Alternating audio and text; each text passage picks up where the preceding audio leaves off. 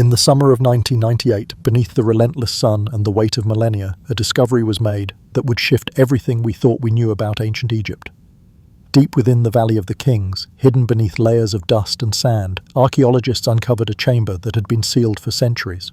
At first glance, nothing seemed out of the ordinary. It was just another tomb, another forgotten piece of history, buried beneath the earth. But as the air grew colder, as their torches flickered in the darkness, the explorers felt something unsettling, something they couldn't quite place but knew instinctively was wrong. The temperature in the chamber dropped sharply as they stepped inside, a chill that seemed unnatural. It was as though the air itself had been locked away, frozen in time. Their flashlights danced across the walls, catching on symbols that should not have been there, symbols that defied everything the scholars had studied, everything they had been taught. These were not the prayer-filled markings seen in countless tombs before. No, these were warnings. The stench of ancient resins mixed with something else, a scent that could not be identified, not quite decay, but something that spoke of ancient rites, of rituals long forgotten. It was as though the earth itself had absorbed the very essence of what had happened here. The bodies, too, were unlike anything they'd seen before. These were not the carefully mummified remains of pharaohs or nobles. The bodies were raw, unceremoniously wrapped in linen, their positions contorted, as if they had been prepared with violent haste. These weren't simply the dead of ancient Egypt. No, these were bodies treated with a strange, unholy reverence. The rituals surrounding their mummification were not designed for preservation, they were designed for containment, and that was where everything began to unravel. In that moment, the researchers knew that something had gone horribly wrong. For centuries, Egyptologists had believed that the ancient Egyptians practiced death rituals with a single purpose: to preserve the body, to protect it for the journey into the afterlife. But now, in this chamber, in the heart of the Valley of the Kings, everything they thought they knew seemed incomplete. These were not the preserved, tranquil dead they were used to seeing. These were violent, almost frantic preparations, the kind one might expect when trying to trap something inside, not let it free. As the archaeologists moved deeper into the chamber, their torches flickered against the walls, casting long shadows over the symbols that covered every surface. At first they thought it was merely a matter of misinterpretation, but as they translated the hieroglyphs, their confusion deepened. Some of the symbols were familiar, but they were used in a completely unexpected way. One word stood out: preservation. But it wasn't preservation in the way they had been taught. This was a warning. It spoke of containment, of something held back, something dangerous that was being confined, not for the sake of eternity, but for something else, something more immediate. The ancient Egyptians had kept secrets within these walls, secrets so unsettling that even they had to hide them, bury them beneath the earth, and erase them from their own history. What was so terrifying that they would go to such lengths to conceal it, even from their own people? The archaeologists were stunned, unable to fully grasp what they had uncovered, and yet deep down they knew they had stumbled upon a truth that had been buried for millennia, a truth so dangerous that it had been hidden from all but the most trusted members of society. They had discovered a chamber that was never meant to be found, a chamber that held not just the dead, but the lingering echo of a fear that had consumed an entire civilization. What then were the ancient Egyptians so afraid of? What dark power did they feel the need to contain, to bury, to lock away forever? The discovery of these bodies, the unsettling rituals surrounding their burial, suggested that Egyptian death practices were not simply about ensuring a peaceful afterlife. They were about protection from something so terrifying that it had to be sealed away, buried deep beneath the earth. And as the archaeologists stood there, surrounded by the quiet darkness of the chamber, the question lingered in the air: what were the ancient Egyptians hiding, and why had they gone to such lengths to erase it from history? When you walk through a museum, what do you see? Gleaming golden masks, regal sarcophagi, and mummies frozen in time, presented as if they were carefully preserved, waiting to journey into the afterlife. History books tell us of the ancient Egyptian ritual of mummification, how organs were removed, the body treated with natron salt, wrapped meticulously in linen. This is the story most of us know: the ancient Egyptians, experts in preserving their dead, ensuring safe passage into an eternal paradise. The narrative is neat, controlled, and comforting, an image of order in the face of death. But that, as it turns out, is only part of the story. Beneath the polished surface of what history books and museum exhibits present lies a darker, far more complex reality, one that was deliberately hidden for centuries. You see, the truth is that mummification wasn't just about preservation, it was about control, about power, and in some cases it was about punishment so severe that it transcended even death itself. In the late 19th century, during the Victorian era, archaeologists began unearthing the secrets of Egypt's past. But what they found was often too disturbing to reveal. Certain papyrus texts, when translated, described mummification rituals that raised unsettling questions. These documents, detailing violent practices, were deliberately mistranslated or omitted from public records.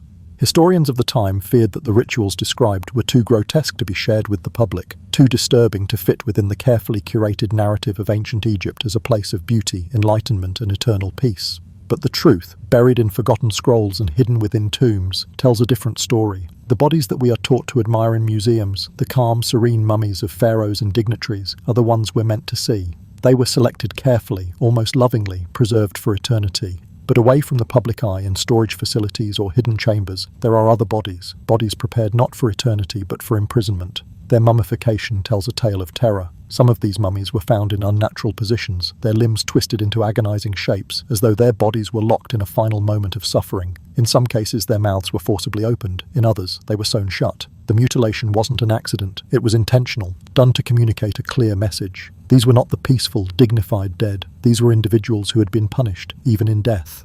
The very nature of their burial suggested a need for control, a fear that their souls might escape and wreak havoc on the living. But it gets worse. Far worse. In some instances, fragments of ancient scrolls were discovered inside the body cavities of mummies. These weren't prayers for the afterlife, as one might expect. No, they were curses, written words designed to bind something inside. Curses meant to prevent whatever had been trapped within the body from ever escaping. Some believe these were spells meant to contain souls, not in peace, but in eternal bondage. The ancient Egyptians had a complicated relationship with death. They saw it not as an automatic passage to paradise, but as a transition. Some souls, they believed, had the potential to move on to the afterlife. Others, however, were deemed dangerous, disruptive, even malevolent. For those, mummification was not a blessing, it was a curse. These individuals weren't simply being preserved for an afterlife. They were being imprisoned in the mortal realm, their bodies sealed shut to prevent them from ever escaping. The unsettling truth is that death, for the Egyptians, was not always a release. It was a process, one that could be manipulated, controlled, and even subverted. And the more we uncover, the more we begin to question, what exactly were the ancient Egyptians so afraid of? What were they trying to contain? And why was it so important to make sure that some souls never crossed over to the other side? History books, for all the information they provide, rarely tell us this side of the story. The carefully sanitized version of Egyptian life and death has hidden away the darker truths, the violent rituals, and the fear that gripped an entire civilization. But the mummies, the scrolls, and the symbols etched into the walls of forgotten tombs are speaking, and they are telling us a story that no one, not even the Egyptians themselves, wanted to share. So, if what we know about mummification is incomplete, the question then becomes, when did the Egyptians start treating the dead this way, and why? What ancient fears and practices led to the evolution of these disturbing rites? To answer that, we need to go back to the beginning, to the earliest, most primitive death rituals that would eventually give birth to the complex and terrifying processes we now associate with Egypt's mummification. As we embark on this journey into the hidden corners of ancient Egyptian burial practices, I must warn you, what lies ahead may challenge everything you thought you knew. Some of the things we'll discuss will sound almost impossible, too bizarre, too unsettling to believe. You may question how such things could have happened in the world of the pharaohs, a civilization so often depicted in grandeur and elegance. But rest assured, every revelation is grounded in archaeological evidence, papers and texts painstakingly translated, discoveries from tombs and burial sites that have yet to make their way into mainstream knowledge. This is not sensationalism, it is not myth or legend, this is history. The parts of history that were hidden in plain sight, locked away by time, secrecy, and fear. In the coming chapters, you will learn about the disturbing realities that have been deliberately omitted from textbooks and museum exhibits. We will explore the gruesome methods used to extract brains through the nose, a process that, while uncomfortable, reveals a fascinating understanding of anatomy.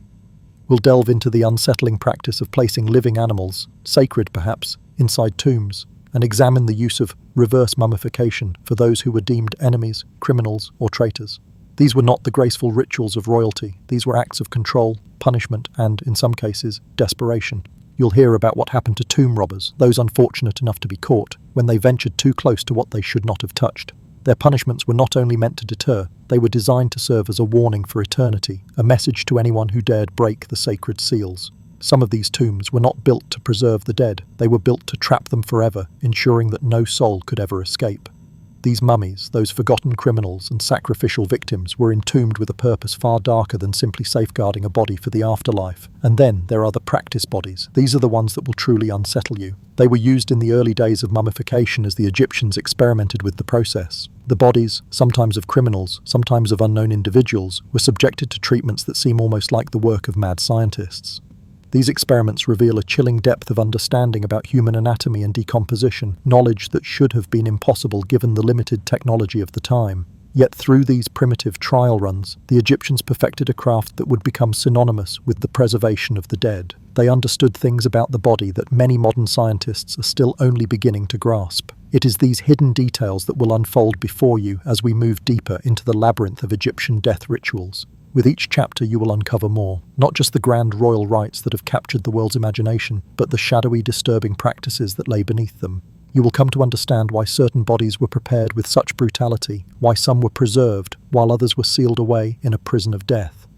As you listen, remember this: you are not simply passive observers of history. You are investigators, piecing together the fragments of a puzzle that has been hidden from the public for centuries. The discoveries we will explore together are more than just historical curiosities. They are insights into the ancient Egyptian view of death, control, and the terrifying lengths they went to ensure that some things could never escape.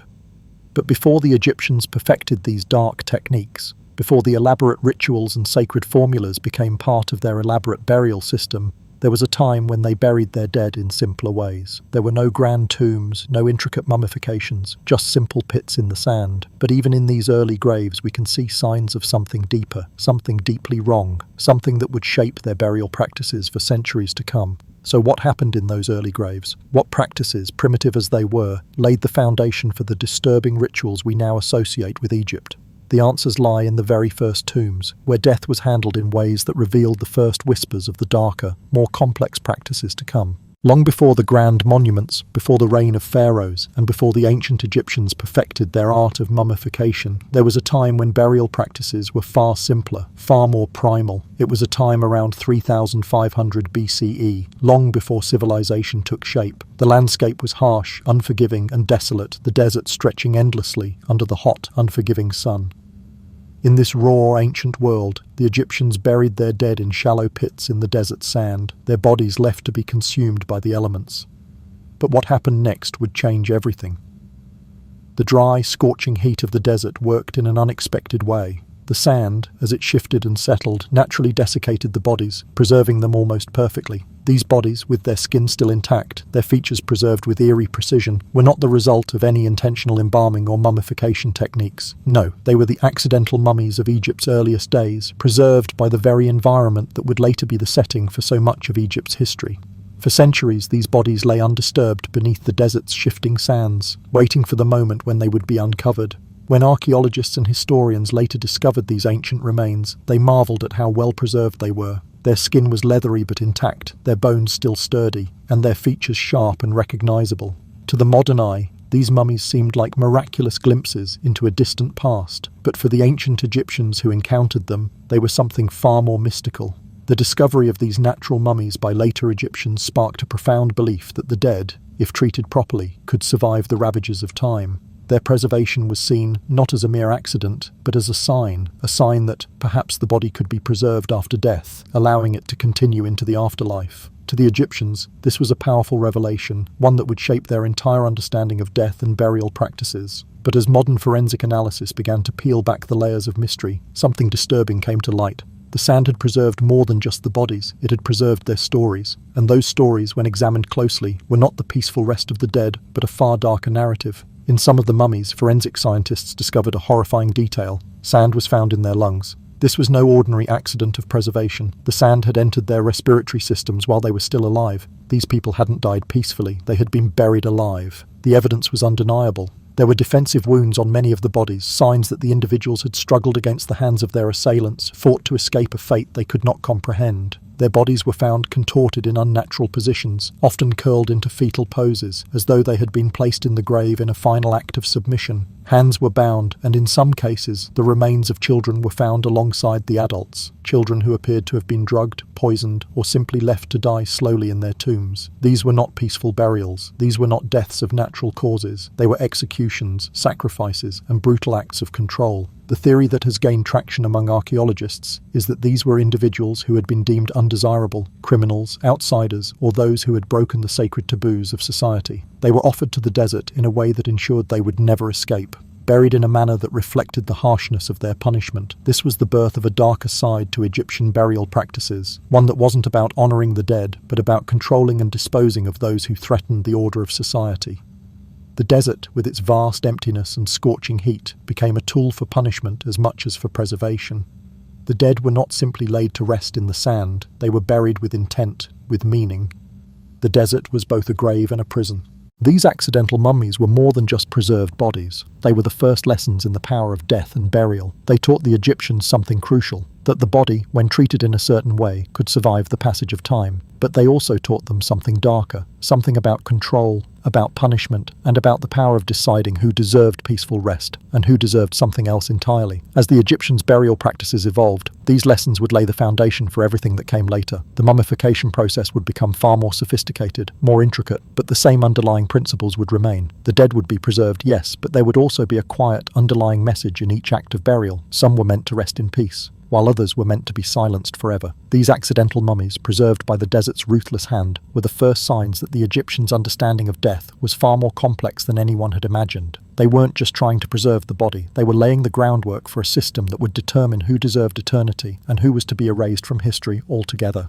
As the Egyptians moved beyond the natural preservation of the dead, a new chapter in their understanding of death began. No longer were bodies simply left to the desert's merciless hand. Now, the dead were being intentionally manipulated, their bodies wrapped in reed mats and animal skins, initially, it seems, for protection against scavengers. The desert, with its abundance of life, had already shown its power to preserve, but now the Egyptians were beginning to take control, treating death in ways that were far from natural. The earliest of these wrapped bodies, those found buried in pits and graves, seemed straightforward at first, but as archaeologists began to study them more closely, a disturbing pattern began to emerge. What was thought to be a simple act of protection, the wrapping of the body, was something far more deliberate. Many of the bodies showed signs of post-mortem mutilation. Fingers were missing, tongues had been removed, eyes, still fresh with the terror of death, had been filled with resin, even though the body had already gone stiff with rigor mortis. These weren't the kinds of actions taken in haste, in the blind fury of grief. These were calculated, methodical actions, suggesting that someone was experimenting, testing the effects of removing certain organs, the impact of specific substances on the dead. The pattern of these mutilations was systematic. Bodies had been altered in ways that spoke of deliberate observation, as though someone had been running experiments to understand what would happen to the human body after death. This was no longer a simple act of burial. It was a proto-scientific inquiry into the nature of death, decomposition, and the preservation of life. These were not just rituals, they were experiments. Perhaps the most chilling evidence of this early experimentation came from a discovery at Hierakonpolis, one of Egypt's most important early cities. Archaeologists unearthed a pit containing 32 bodies, each treated differently. Some had been wrapped immediately after death, others left exposed to the elements for varying periods before being covered. Some had incisions made in specific parts of their bodies, while others had remained untouched. In one grave, an adult and child were buried together, perhaps an early attempt to understand the effects of age on preservation. This wasn't just a random collection of bodies. It was as if someone, in the most methodical way, was testing different theories, which combination of cuts, which removal of organs, and which substances would yield the best results. What were they testing for? We'll never know for sure. No notes, no scrolls, no written accounts survive to explain the reasons behind these experiments. Yet the bodies themselves tell the story, each one in its own way, revealing something about the Egyptians' emerging understanding of death. The experimentation wasn't just to keep bodies intact, it was a search for the best method of preserving life, or perhaps preserving something beyond life. The disturbing part is how systematic it all was. It wasn't haphazard, it wasn't born from desperation. These early Egyptians were trying to understand what worked best, and they were willing to test it on human bodies. In a way, this was ancient science. They were learning about decomposition, about how the body reacted to different interventions, and how long it could survive once life had left it. What the Egyptians learned from these early bodies would later inform their entire mummification process, though it would be decades, centuries, before the practice was refined into the elaborate rituals we associate with the ancient world. But before any of that, they had to learn what worked, what didn't, and why. These early experiments were not just born from religious belief or a desire to protect the soul for the afterlife. No, these interventions grew out of an intellectual curiosity, an attempt to control death and perhaps even conquer it. The Egyptians understood that the preservation of the body was more than a ceremonial act. It was an intricate, delicate science that required trial and error, patience, and an intimate knowledge of the human form. The very fact that they had the foresight to experiment shows a deep, almost eerie understanding of human anatomy and decomposition, knowledge that, by all logic, should have been unavailable to a society of their technology. These first experiments would eventually evolve into standardized practices, formalized rituals, and sacred duties performed by priests trained in the art of mummification. But before the Egyptians could create the elaborate mummification process that would ensure the peaceful journey of the soul into the afterlife, they had to solve one critical problem: how to remove the organs without destroying the body. The solution they developed would not only revolutionize their practices, but also become one of the most disturbing aspects of their death rituals. And it all began with the brain. The question of how to preserve the human body, how to keep it intact through the ravages of time, began in these early graves, where experimentation was not just a necessity, but a path to understanding. What they learned there would become the foundation for the Egypt we know today. The Egypt that perfected the art of death, not just as an end, but as a carefully crafted, controlled, and calculated beginning to something far more eternal. As Egypt's early mummification practices evolved from rudimentary experiments into a more refined system, something else began to take shape, something far more insidious. What had started as a series of practical tests on how to preserve the dead gradually became entwined with religious mythology. It was a convenient alliance. The Egyptians, ever connected to their gods and spirituality, would later wrap their scientific practices in the language of myth, allowing their rituals to be justified by divine authority. The gods themselves became the gatekeepers to the afterlife, the ones who could sanction what was done to the body and what was allowed to persist beyond death. The gods of death, particularly Anubis and Osiris, would come to embody the very principles behind Egyptian mummification. Anubis, with his jackal head, was associated with the preservation and protection of the dead, while Osiris, the god of resurrection, became the figurehead of transformation and rebirth. But the mythology that developed around these deities was not simply a poetic explanation of burial customs. It conveniently aligned with and justified the practices already being developed through trial and error. One myth, in particular, would serve as the foundation for the entire process: the story of Osiris. According to the myth, Osiris was dismembered by his brother Set, who scattered his body parts across Egypt. But Osiris was not left to rot in pieces. His wife Isis gathered his dismembered parts, carefully reassembled him, and through her magic breathed life back into him. This narrative would become the mythological template for what would later become the Egyptian approach to mummification, organ removal, and preservation. Osiris's body, scattered and disassembled, was reconstituted, a powerful metaphor for how the Egyptians would treat the bodies of their dead, particularly the removal and preservation of key organs like the heart, liver, and lungs. But here's where the mythology took on a far darker tone. The myth of Osiris wasn't just a story of life and rebirth. It was also about death, punishment, and control. The gods themselves knew how to deal with death, but they also understood that transformation could require violence, disfigurement, and control. In the hands of the priests, these myths were no longer just stories to inspire reverence. They were instructions, cloaked in divine authority, about how to deal with bodies, when to preserve, and when to punish. Papyrus fragments from the time reveal something even more unsettling. Some priests understood these rituals as more than mere religious observance. For them, the acts of mummification, the removal of organs, the rituals of embalming, these were technologies disguised as religion. These methods allowed the priests to control both the living and the dead. To the living, the fear of improper burial, of not being properly prepared for the afterlife, became a powerful tool of manipulation. The fear of being forgotten, of being treated like a commoner, became a social control mechanism. To the dead, the priests held the power to grant or deny a proper afterlife. In this context, mummification was no longer just a religious practice. It was an apparatus for social control, used as a way to maintain hierarchy and power. The practices around death weren't simply about ensuring a smooth passage into the afterlife for everyone. They were about who deserved that smooth passage, and who would be left to rot, denied the same treatment. What is perhaps the most disturbing is the radical difference in burial practices between different social classes. Commoners, those at the bottom of the social order, were often mummified with their organs still in place, their bodies simply wrapped and left to decompose slowly over time. But the elites, the pharaohs, the priests, the rich, were granted the far more elaborate and complex process of organ removal and preservation. The difference was clear. The more power you had in life, the better your chance of receiving a carefully orchestrated mummification. But for criminals, enemies, and those deemed undesirable, the process was different. These bodies were subjected to the same ritual treatments as the elites, but with one key difference. Their organs were often removed and destroyed, not preserved.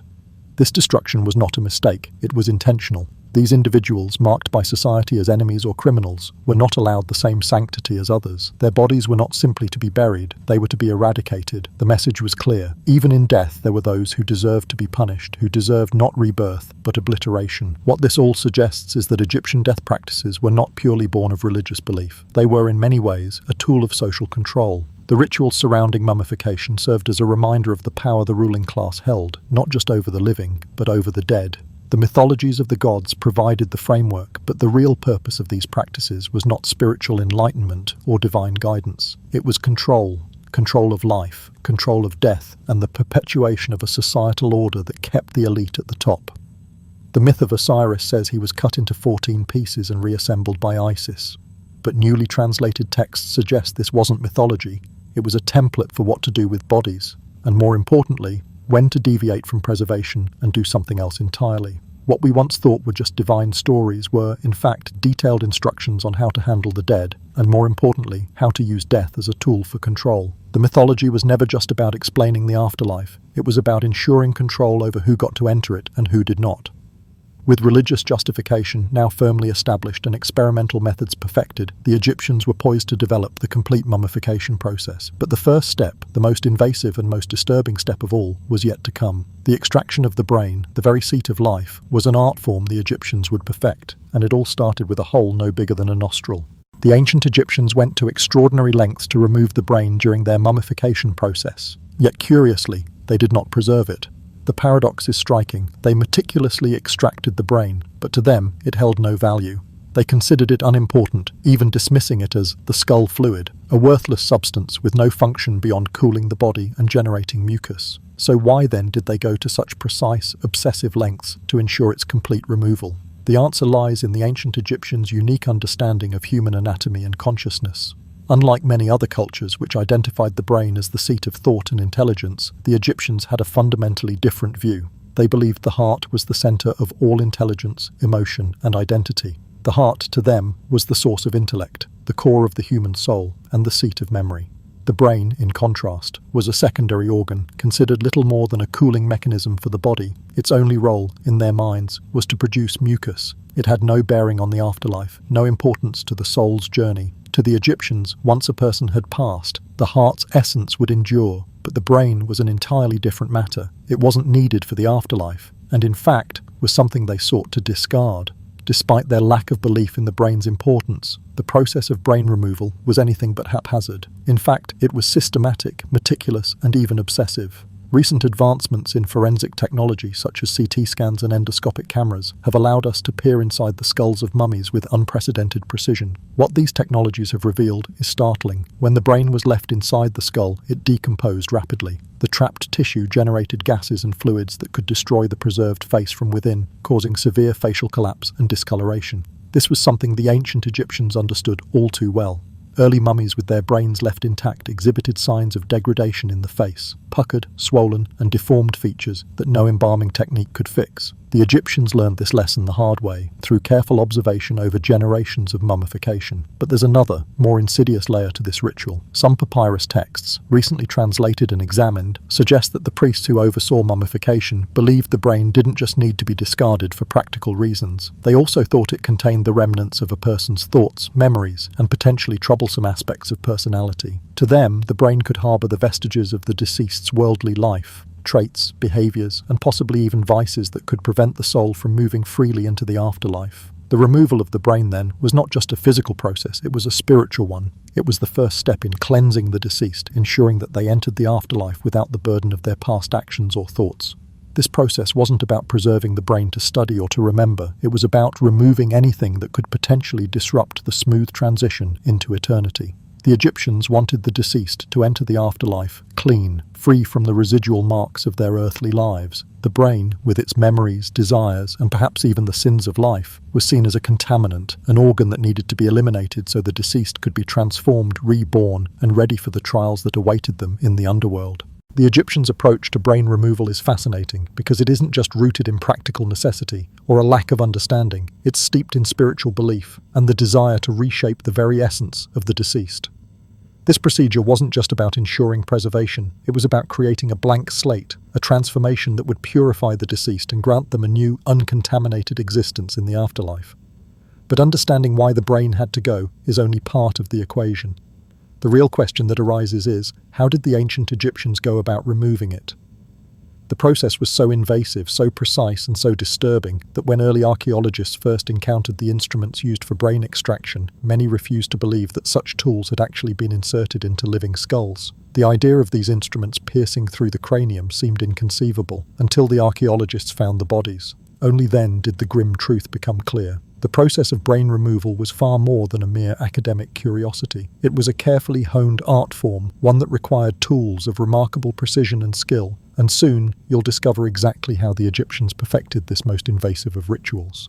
The primary tool used for the ancient Egyptian brain extraction was a long, slender bronze hook, an instrument so specific in design that it seems almost custom-made for its gruesome task. This hook, discovered in tomb caches belonging to embalming priests, was approximately 30 to 40 centimeters long. It was delicate enough to be inserted through the nasal passage, but had a hook at the end, shaped like a question mark, which made it uniquely suited for its purpose. The hook's curve was not random. It was carefully designed to navigate the narrow nasal cavity and reach the brain. The exact process by which the hook was used has been reconstructed through modern research, with archaeologists and forensic specialists creating replicas of the tool. These replicas have allowed us to understand the precision involved in the brain extraction process. The hook was always inserted through the left nostril, a detail that has been confirmed through examination of hundreds of mummified skulls. From there, the priest would push the hook upward and slightly back until it reached the ethmoid bone, a delicate and spongy bone located at the top of the nasal cavity.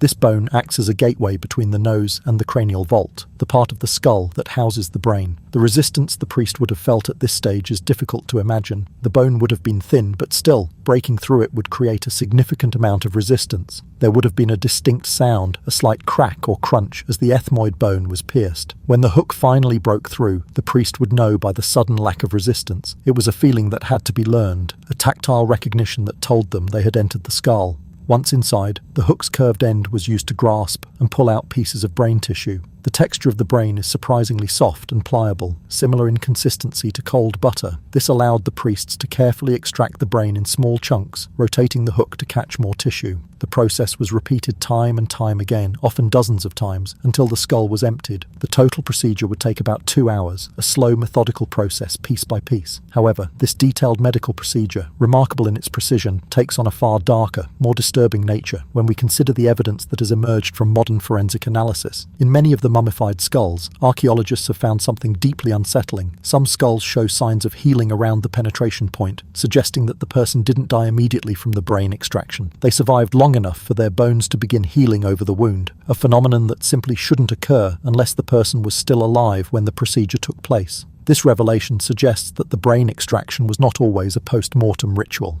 There are clear indications that the procedure was carried out on living people, likely those who were being punished or prepared for execution. The archaeological evidence is chilling. Individuals who had undergone the brain extraction procedure were likely still alive when it began. The healing observed at the penetration site is a telltale sign that the person survived long enough for their body to start the process of repair, even as their brain was being systematically removed. The concept that the Egyptians might have used this brain extraction method as a form of punishment, perhaps for criminals or enemies of the state, raises the grim possibility that some people endured this horrific process while they were still alive, enduring the excruciating pain of having their brain removed piece by piece. This was not merely a ritual of the dead, it was a method of control, of punishment, and perhaps even a terrifying tool of execution. The people subjected to this procedure were not guaranteed a peaceful transition into the afterlife. Instead, they were subjected to a fate that bordered on torture, an excruciating death that left them exposed and vulnerable until their brain was finally extracted. This is where the disturbing truth of the mummification process begins to cross over from the realm of ritual into the realm of violence and social control. While many mummification rituals were designed to ensure a smooth passage into the afterlife, the brain removal technique hints at a darker undercurrent. It suggests that some Egyptians may have been subjected to this process as a form of execution, a punishment so extreme that even death could not erase the trauma. The precise and methodical nature of the hook's use speaks volumes about the knowledge the Egyptians had of the human body. It's one thing to develop a tool for organ removal, but it's another to understand exactly how to remove the brain without destroying the skull. The fact that this procedure was carried out with such meticulous care shows a deep knowledge of human anatomy, an understanding that shouldn't have been possible without modern imaging technology. Yet the ancient Egyptians managed to perform these tasks with impressive accuracy. But the hook alone wasn't enough to empty a skull completely. While it could remove the majority of the brain's soft tissue, the deeper structures, particularly around the brainstem and cerebellum, required additional tools and techniques. These structures were more firmly rooted in the skull and could not be easily accessed with the curved hook alone. The Egyptians had to develop further specialized instruments to target these deep brain regions, revealing an even greater level of sophistication in their understanding of cranial anatomy. The methods they used to reach these deeper parts of the brain, and the tools they employed, hint at a mastery of human anatomy that surpasses what we might expect from a civilization without modern medical technology. As we move forward in understanding this practice, we will see how the Egyptians' methodical techniques went beyond mere survival rituals. Their approach was as much a form of art as it was a display of ancient technology, pushing the boundaries of what we understand about their culture, their science, and their approach to the afterlife. In the world of ancient Egyptian mummification, the removal of the brain took many forms, but none were as chilling as the chemical liquefaction technique. Archaeological evidence from select tombs and papyrus texts hints at this unsettling method, revealing that after the initial hook extraction, a mysterious sacred oil was poured into the skull through the nasal cavity. This, however, was no simple oil. It was a caustic liquid, carefully prepared from cedar resin mixed with other compounds, designed to dissolve the remaining brain tissue. The use of such a substance would have been far from accidental. Modern chemical analysis of residues found in the skull cavities of mummies has confirmed that the so-called sacred oil wasn't just a preservative, it was a compound with a highly corrosive nature, capable of dissolving soft brain tissue over several hours. The ritual was carefully timed and monitored, revealing a disturbing level of control over both the dead and their final transformation. Here's how it worked. After the bulk of the brain had been extracted using the hook, the body would be positioned face down. The caustic liquid was then poured into the nasal opening, allowed to pool inside the cranium, and left to work its way through the remaining brain tissue. Over the course of several hours, the liquid would dissolve the tissue, turning it into a dark, viscous fluid. Eventually, this fluid would drain out through the nose, leaving the skull empty and clean. The process, which turned the brain into a liquid sludge, was methodical and gruesome. Archaeologists have uncovered bronze vessels from embalming workshops, some of which contain residue that matches the chemical composition of dissolved brain matter. The presence of these materials in embalming areas suggests that this liquefaction technique was not just an isolated practice, but part of a broader, systematic embalming procedure. Yet it wasn't just the act of dissolving the brain that makes this technique so disturbing, it was the meticulous, deliberate nature of the process.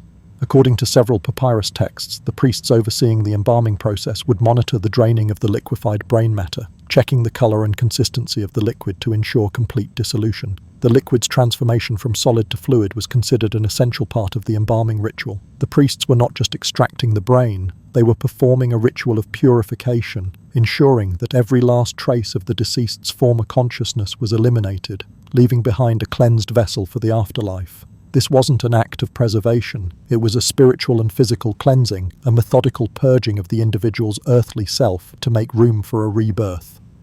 But the darkest aspect of this process is the evidence suggesting that different formulas were used depending on the social status of the deceased. Some formulas were harsher, more painful, and caustic, specifically designed for criminals, enemies, or those who were considered a threat to the social order. The implications of this are chilling. Those who were subjected to this liquefaction technique may have been alive, or at least recently deceased, when the process began. For these individuals, the dissolution of the brain wasn't merely a matter of embalming, it was an execution in itself, a brutal punishment that rendered the person both physically and spiritually impotent. In contrast, the embalming of honored figures, such as kings or priests, involved gentler solutions, substances that would dissolve the brain more slowly and less aggressively. This distinction reveals a disturbing hierarchy in the mummification process, where the dead were not treated equally. Some were embalmed with reverence, using compounds designed to preserve and protect. Others, however, were subjected to a ritual that seemed to strip them of not just their physical form, but their very essence. One of the most telling finds in this context came from a tomb that contained a collection of different oils and compounds, each one carefully labelled with hieroglyphs that indicated their specific uses. Some were labelled for kings, others for priests, and still others marked for the condemned. This classification suggests that the embalming process was not just a sacred duty, it was a reflection of the social and moral order of the time. Those who were honoured in life were given the best chance at eternal preservation, while those who had fallen out of favour, criminals, enemies, or perhaps those deemed unworthy, were subjected to a far more gruesome fate. The deliberate nature of the liquefaction process, with its focus on eliminating the brain entirely, raises profound questions about the Egyptians' views on identity, punishment, and the afterlife. To the Egyptians, the brain was not just an organ, it was the seat of consciousness and personality, and its removal was a symbolic act that went beyond death. The liquefaction method wasn't just about removing the brain, it was about erasing the very essence of the person, ensuring that the individual's memories, their thoughts, and their personality would be completely wiped away. It was as if they were being denied not just an afterlife, but even a continued existence in any form. When archaeologists analysed the brown residue in the ancient drainage vessels, they discovered something truly unexpected: dissolved brain tissue, cedar resin, and compounds that resembled modern drain cleaner. The Egyptians weren't simply removing brains, they were liquefying them, melting them from the inside, and watching as they poured out like dark honey, leaving behind only a hollow skull. This disturbing method of purification, though disguised as ritual, reveals the darker layers of Egyptian embalming practices, a powerful example of how ritual and social control intertwined in the ancient world.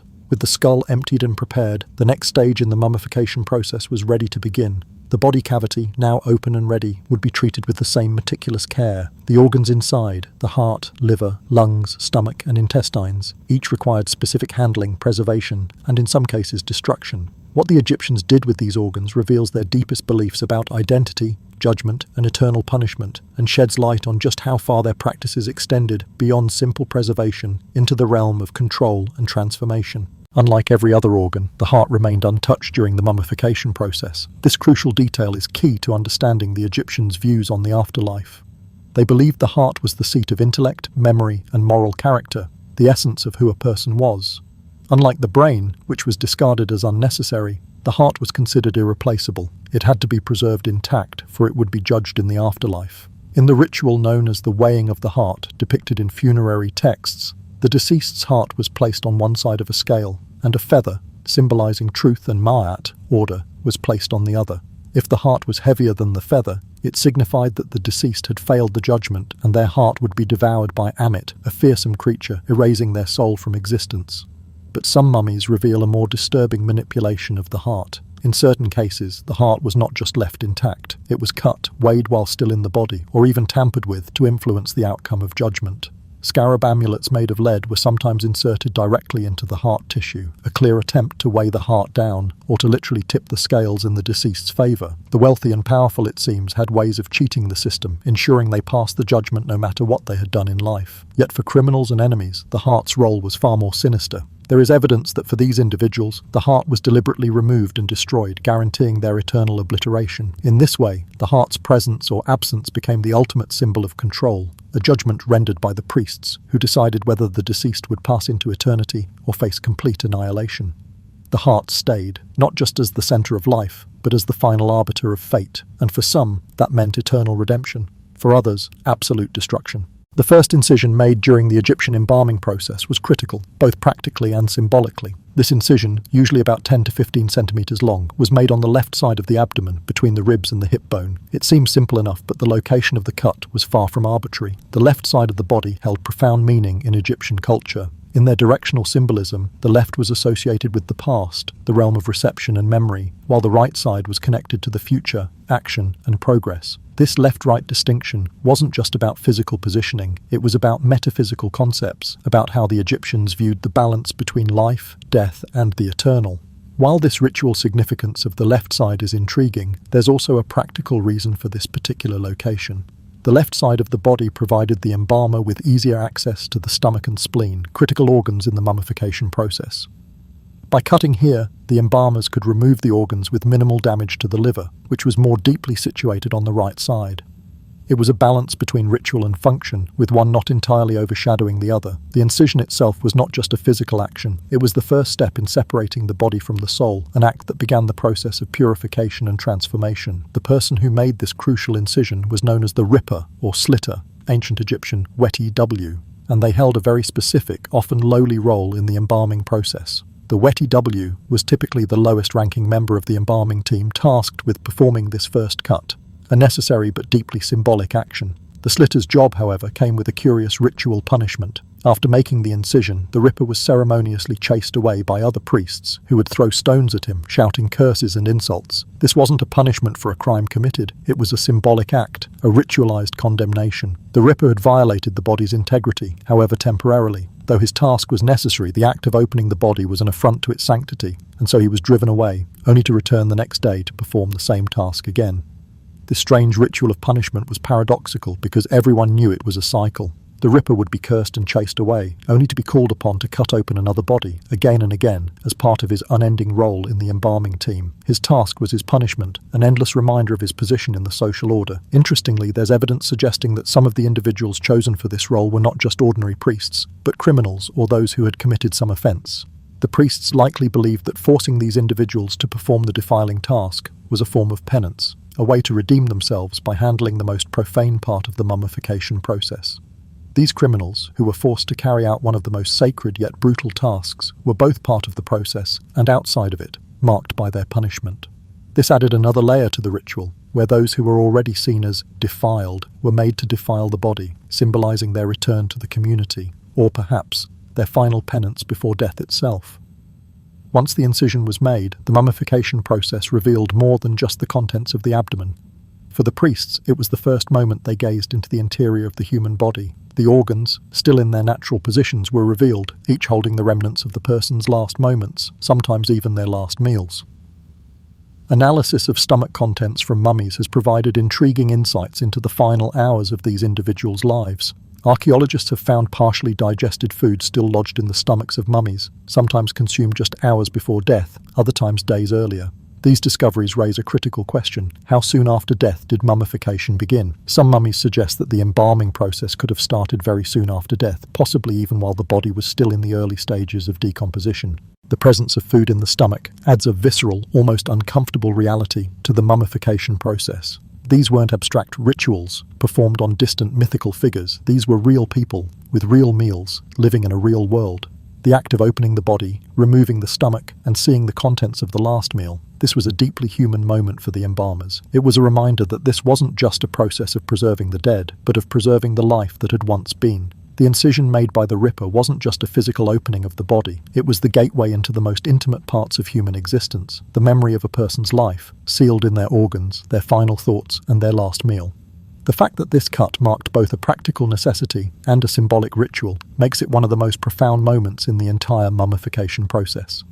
For the embalmers, it wasn't just about cutting open a body, it was about opening a doorway to eternity where the past could be accessed and the soul could be judged. Once the incision was made and the body revealed, the real work began.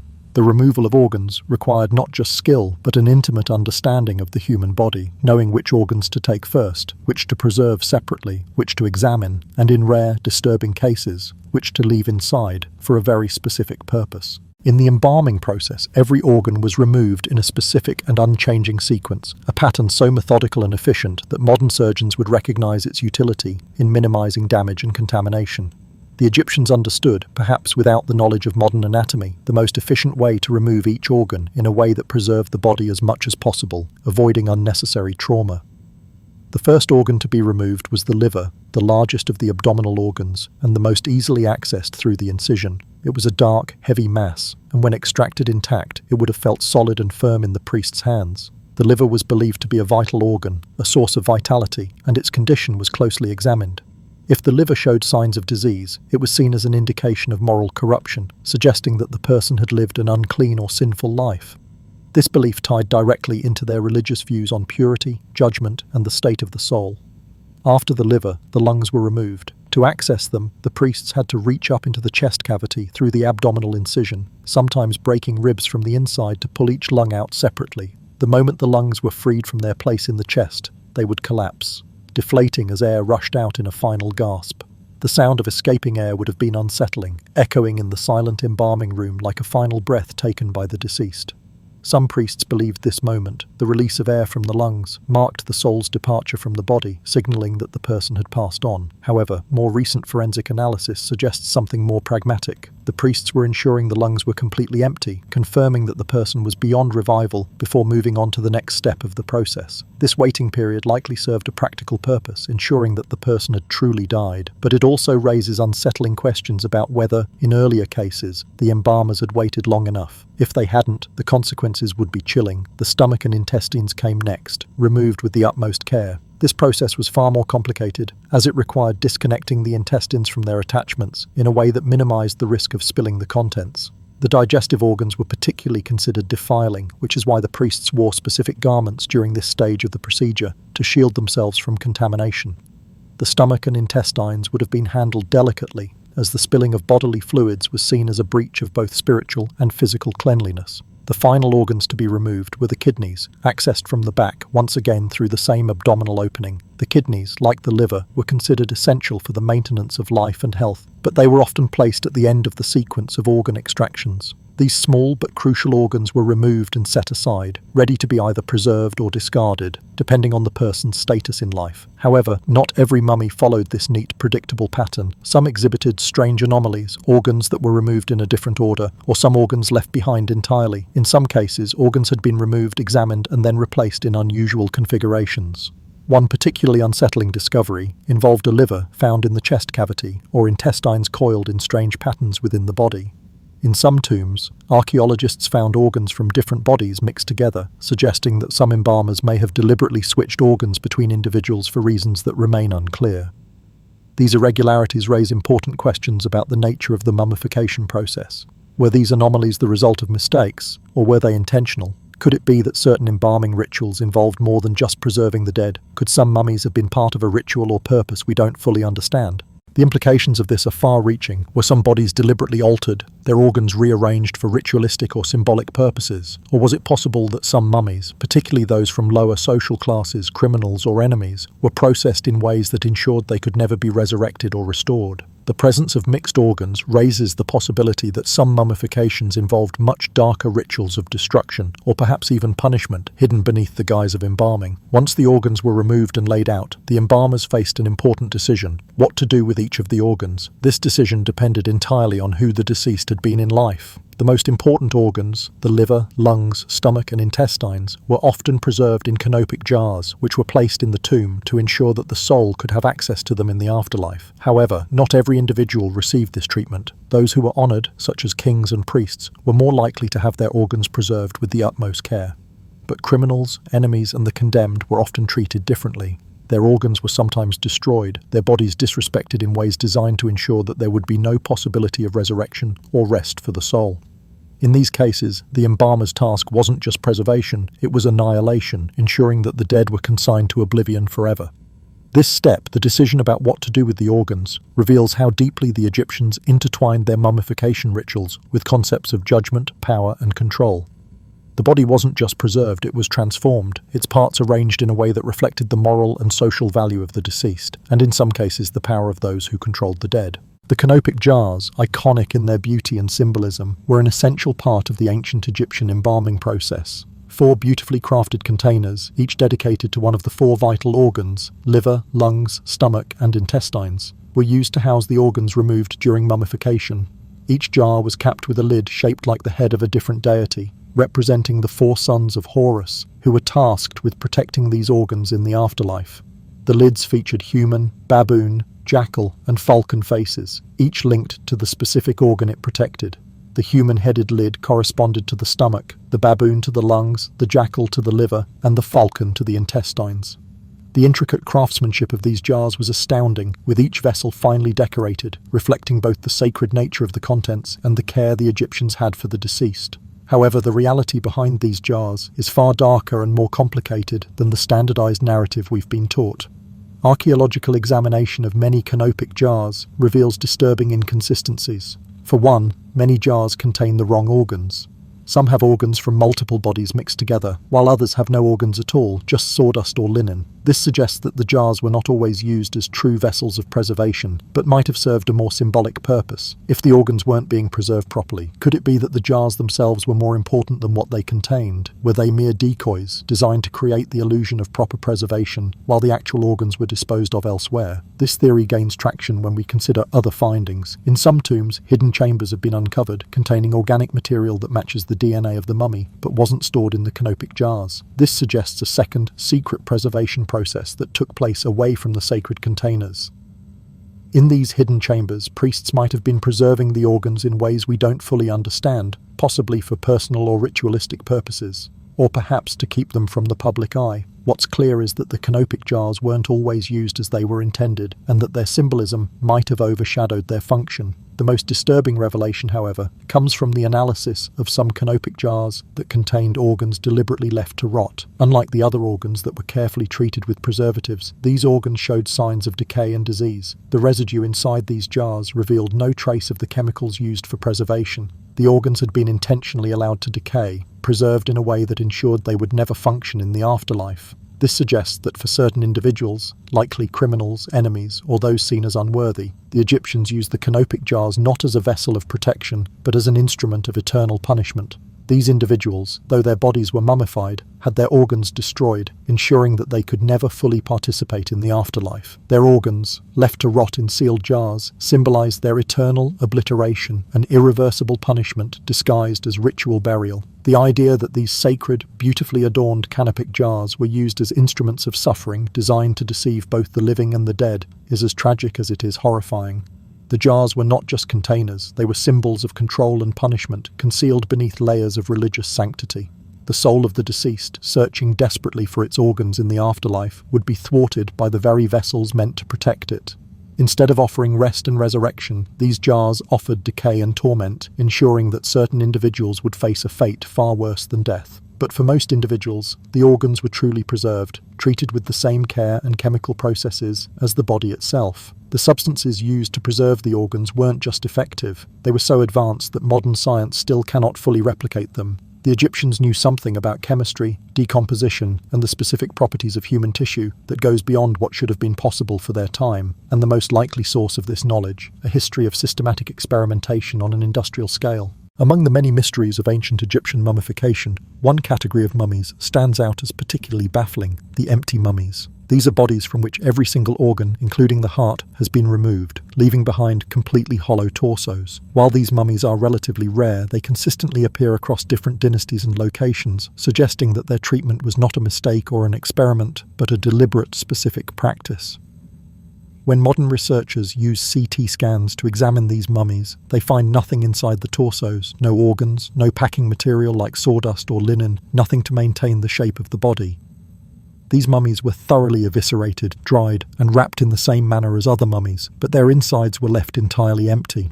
The absence of organs, especially the heart, raises immediate questions. Why were these individuals treated so differently from the rest? One possibility is that these bodies were criminals, enemies, or individuals who had been so dishonored that they were denied the traditional mummification process. Perhaps these were people whose bodies were prepared for display rather than an afterlife, preserved not for resurrection, but for a symbolic or public purpose. The complete absence of organs may suggest that these bodies were not intended to be restored in the afterlife at all, but to serve as a macabre reminder of punishment.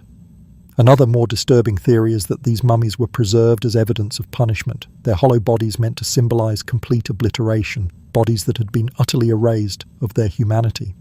This might imply that the Egyptians saw them as vessels of humiliation or as warnings to others. But there's an even more unsettling possibility. These bodies could have been prepared for later use in ways we don't fully understand.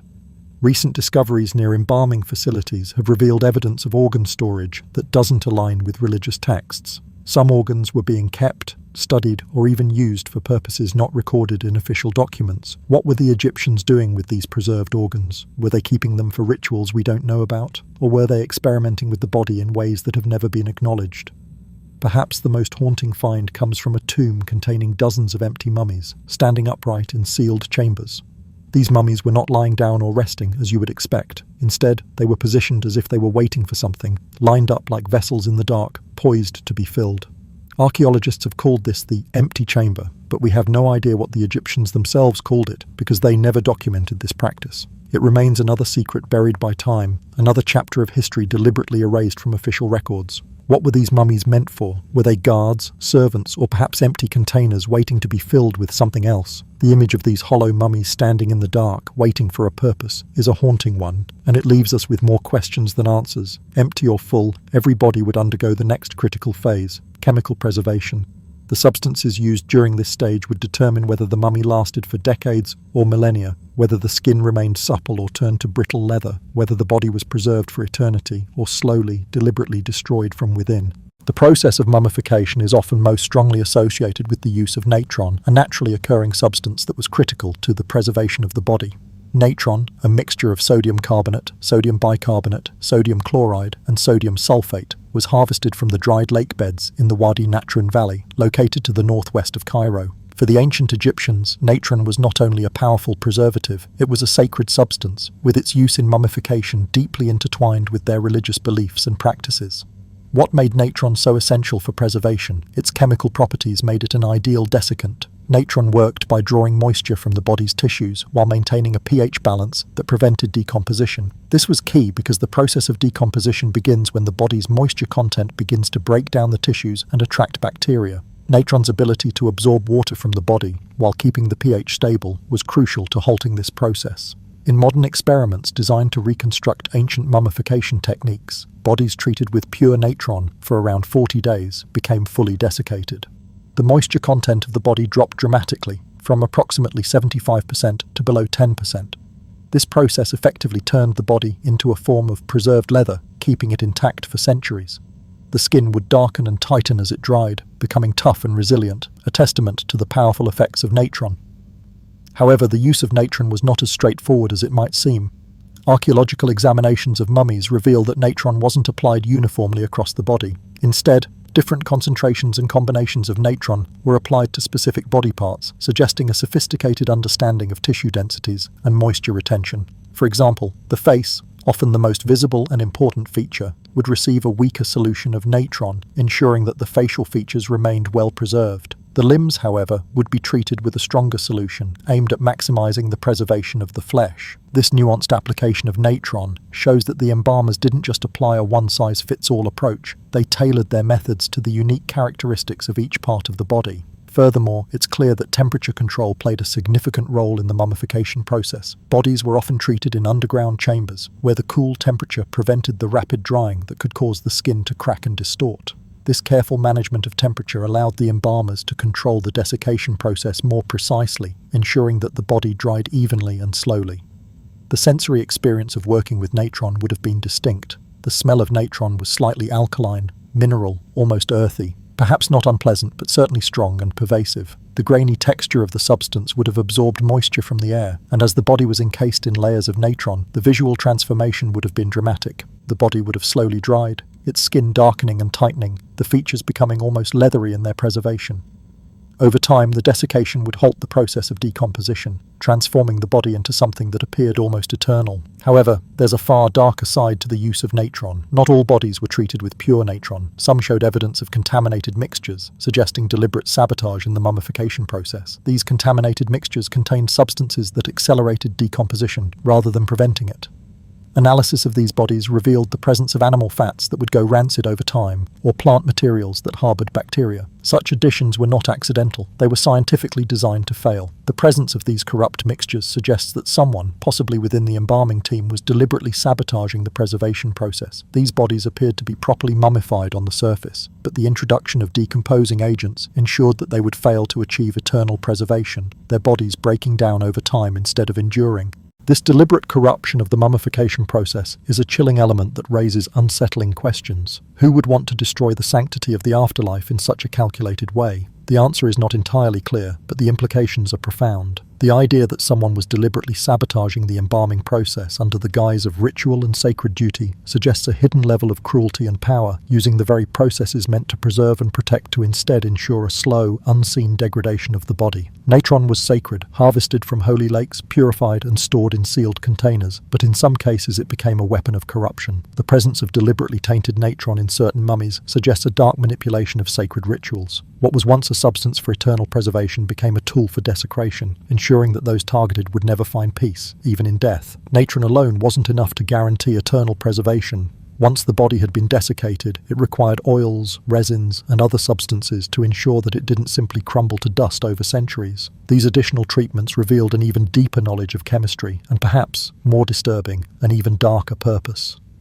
The substances used for these treatments went beyond preservation. They could also dictate the fate of the soul, ensuring that the body remained intact, or deliberately ensuring it decayed, depending on who wielded the power of mummification. Once the body had been thoroughly desiccated with natron, the mummification process didn't end. The next critical phase involved the application of oils, resins, and other substances, materials that would allow the body to retain its shape, resist decay, and ward off insects that could feast on the dead.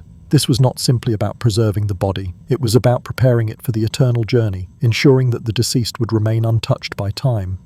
The embalming priests applied these substances carefully, sometimes heating the oils and resins so they could more easily penetrate the dried tissues.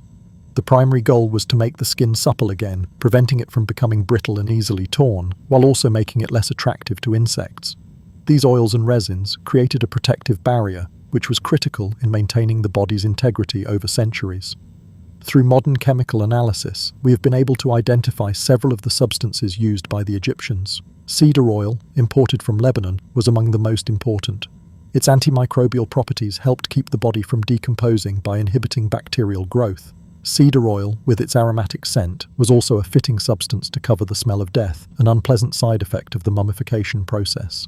Frankincense and myrrh, both aromatic resins from Arabia, were also widely used, frankincense to mask the stench of decay, and myrrh to act as a healing agent. Juniper oil, beeswax, pistacia resin, and animal fats were other key substances, each with specific functions. Beeswax, for example, acted as a sealant, coating the body and preserving its shape, while pistacia resin was a hardening agent, giving the body a firm, leathery exterior.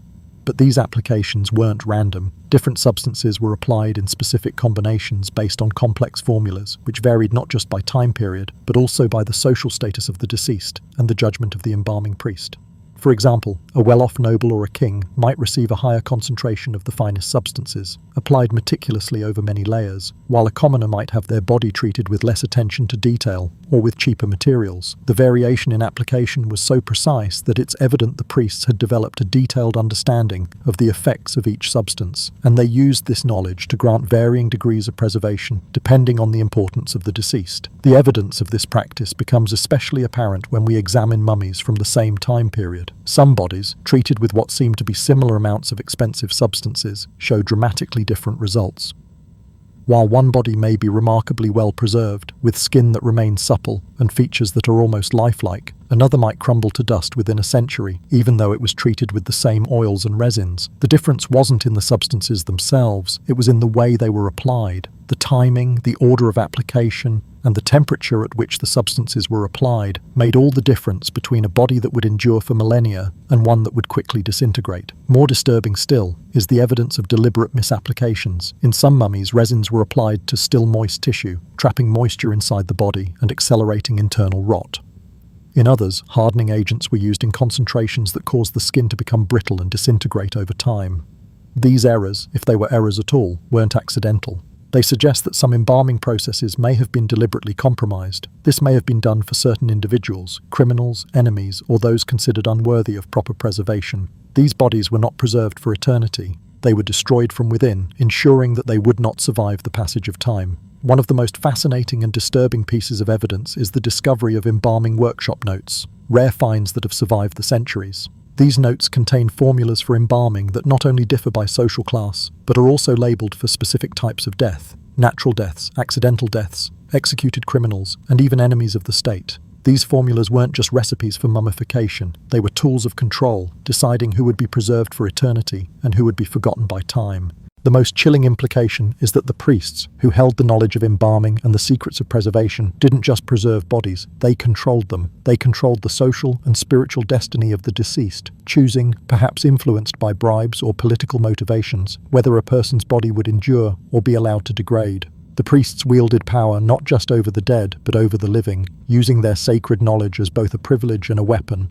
The same priests, using the same cedar oil, the same frankincense, could preserve one body for 5,000 years and ensure another would crumble to fragments within a century. The difference wasn't in the substances, it was in the order of application, the temperature, the timing. These small variables, carefully controlled by the priests, made the difference between immortality and oblivion, and the priests controlled every variable. With the body dried and treated, wrapped and sealed, it should have been complete. But the Egyptians didn't stop there. Inside the wrappings, between layers of linen, they placed objects, inserted substances, and performed actions that suggest the wrapped body was more than just a preserved corpse. It was a constructed artifact, designed for purposes we're only beginning to understand. One of the most fascinating and disturbing aspects of ancient Egyptian mummification is the array of objects and substances that were inserted between the layers of linen wrappings.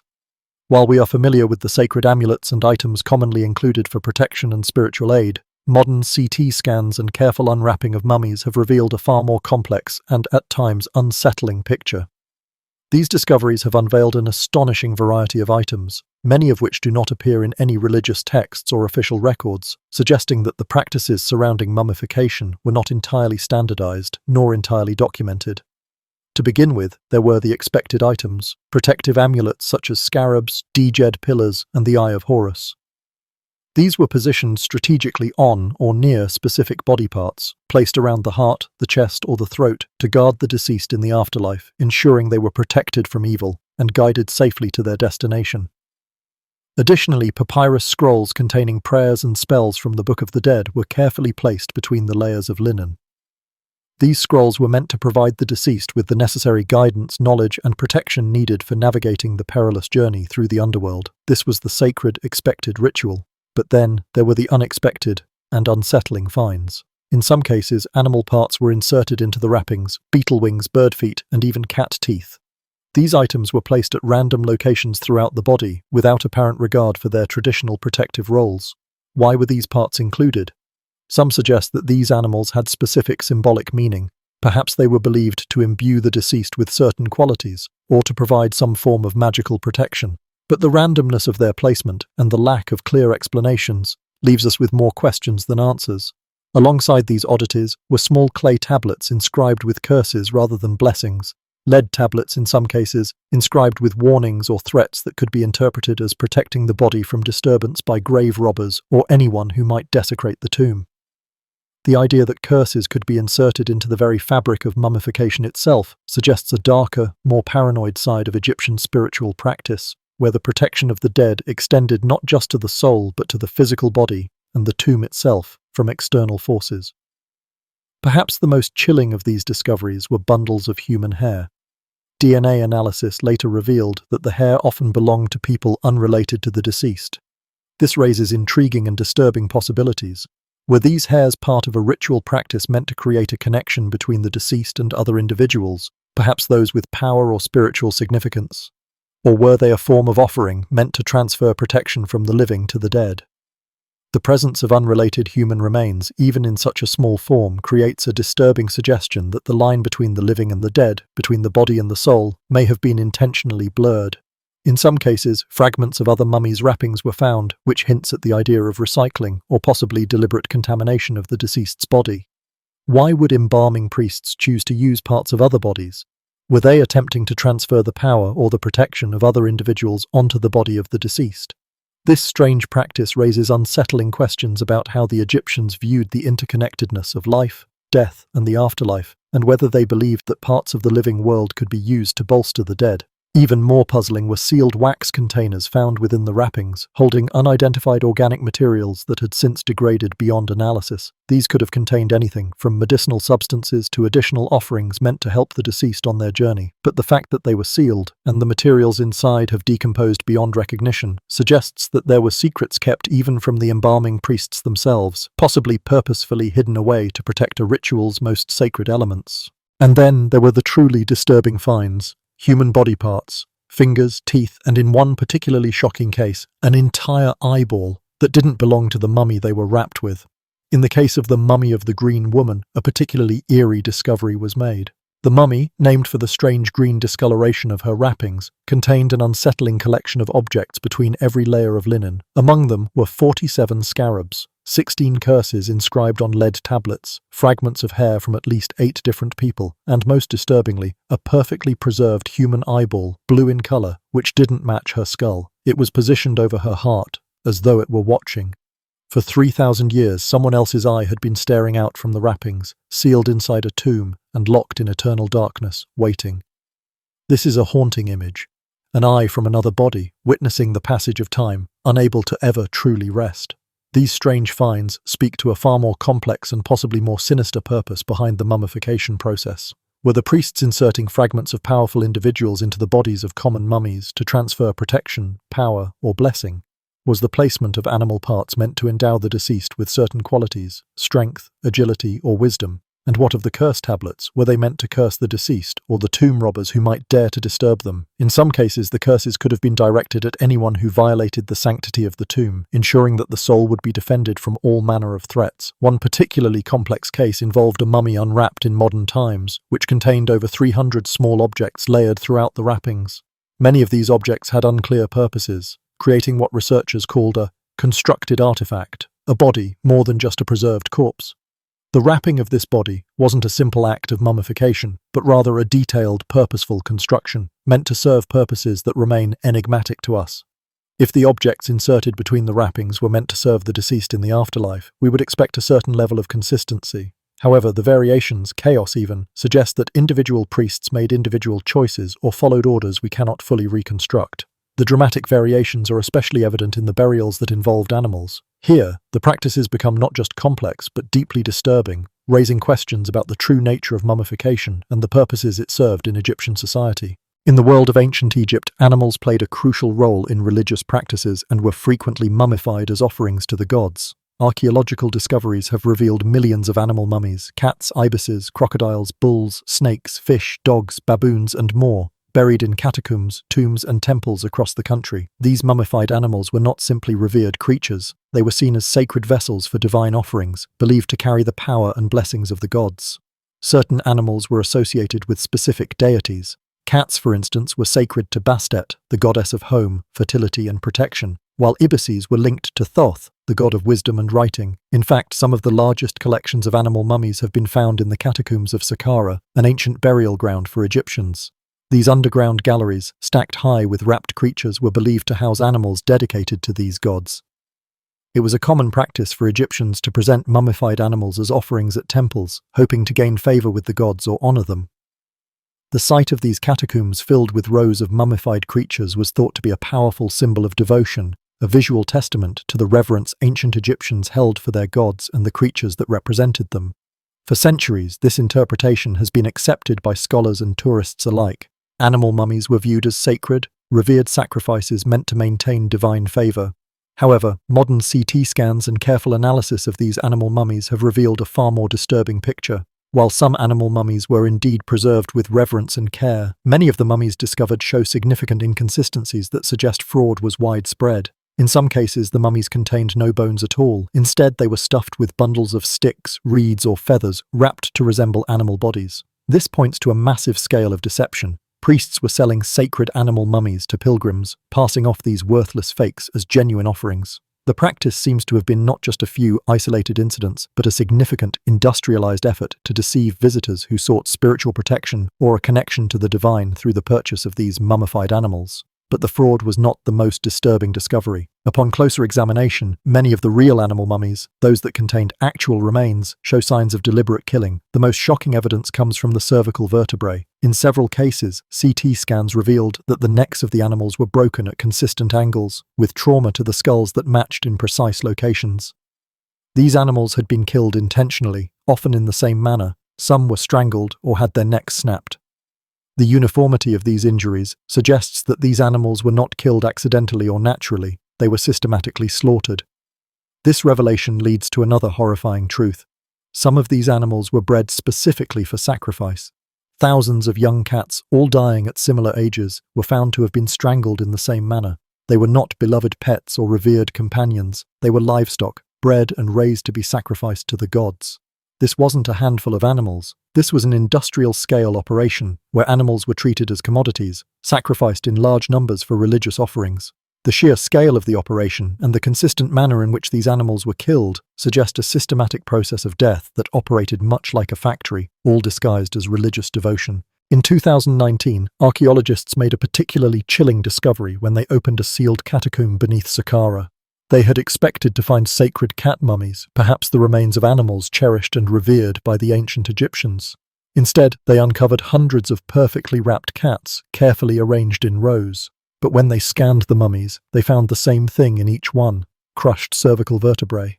The same location, the same trauma pattern, and the same cause of death. These cats had been killed identically, systematically, like products on an assembly line. They were not beloved pets. They were livestock, bred to die and be offered in bulk to the gods. This discovery paints a far darker picture of ancient Egyptian religious practices. The idea that millions of animals were bred, slaughtered, and mummified for religious offerings challenges our romanticized view of Egypt as a society of reverence and respect for the natural world. Instead, it reveals a more cynical, industrialized aspect of their religious rituals, one where devotion to the gods was linked not just to faith but to mass production and economic exploitation. These sacred animals, far from being treasured companions, were part of a system of religious sacrifice that exploited the lives of thousands, if not millions, of creatures. The discovery of these mass graves and the scale of the operation is both an unsettling and fascinating revelation. The sacred animals were not just offerings to the gods, they were part of a ritualized economy, a religious practice that depended on the systematic sacrifice of life, disguised as devotion. But sacred animals buried separately from human bodies is one thing. What the Egyptians did with animals buried inside human tombs, living animals sealed in chambers with the dead, reveals practices that modern ethics can barely comprehend. The connection between these animals and the afterlife, and what they truly represented in Egyptian religious belief, is a mystery we are only beginning to understand. One of the most disturbing aspects of ancient Egyptian burial practices is the evidence that living animals were sometimes sealed in tombs with the deceased. These discoveries challenge conventional understandings of Egyptian religious rituals and point to a dark, complex relationship between the living, the dead, and the animals that accompanied them. Modern archaeology has uncovered evidence that suggests these animals were not simply offerings, but living beings who were sealed away to die in dark, confined spaces, often suffering before their eventual death.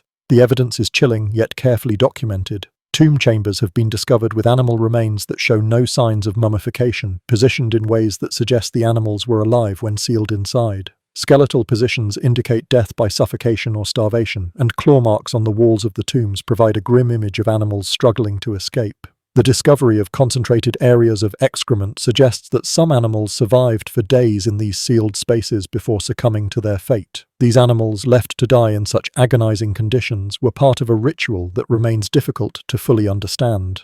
One of the most poignant examples comes from a tomb where archaeologists found a dog skeleton at the sealed door, its position suggesting the animal had desperately tried to escape. In another tomb, 6 cats were found huddled together in corners and high positions within the tomb, indicating they had sought out higher ground as the oxygen inside the tomb depleted. Other tombs contained birds locked in cages, their bodies intact but lifeless, never released from their confinement. These animals were sealed away with the dead, their suffering possibly intended to serve a religious or symbolic purpose. Egyptologists have offered a variety of explanations for these practices, but none fully account for the horrors these animals endured. Some scholars believe that the animals were meant to serve the deceased in the afterlife.